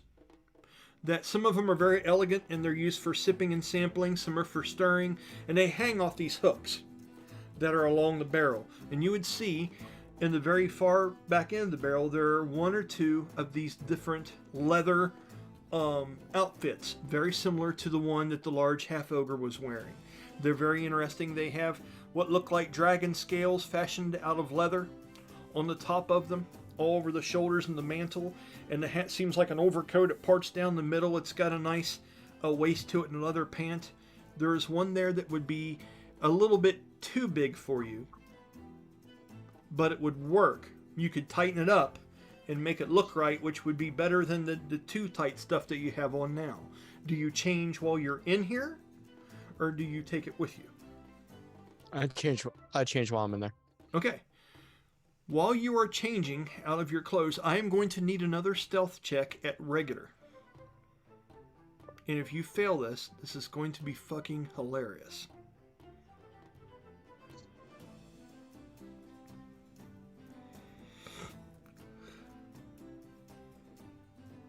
$22. You pass this. Whereas this could have been a very awkward situation of you getting undressed around a naked gnome in a little shack up on top of the building and him waking up to a big surprise. You were able to pull this off.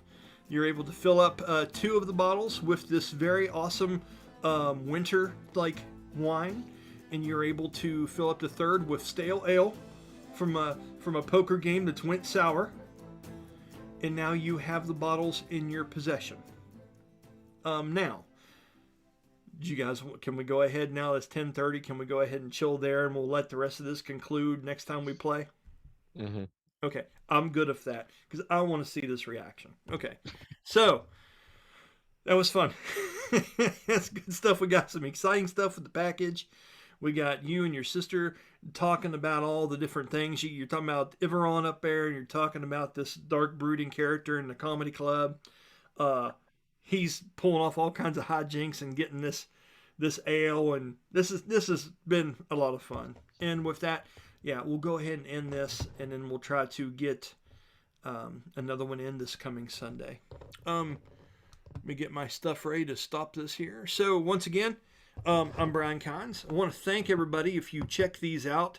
I hope you enjoy them. And if you could, leave a comment if there's something that you would do a little differently, or if you have just questions about the characters in general, just leave a comment. We're going to do some episodes soon where it just talks about our characters. So if people are watching, they can get caught up on what we're doing. Having said that, y'all take care, buddy, and we'll try to see you hopefully next Sunday. Have a good one, everybody.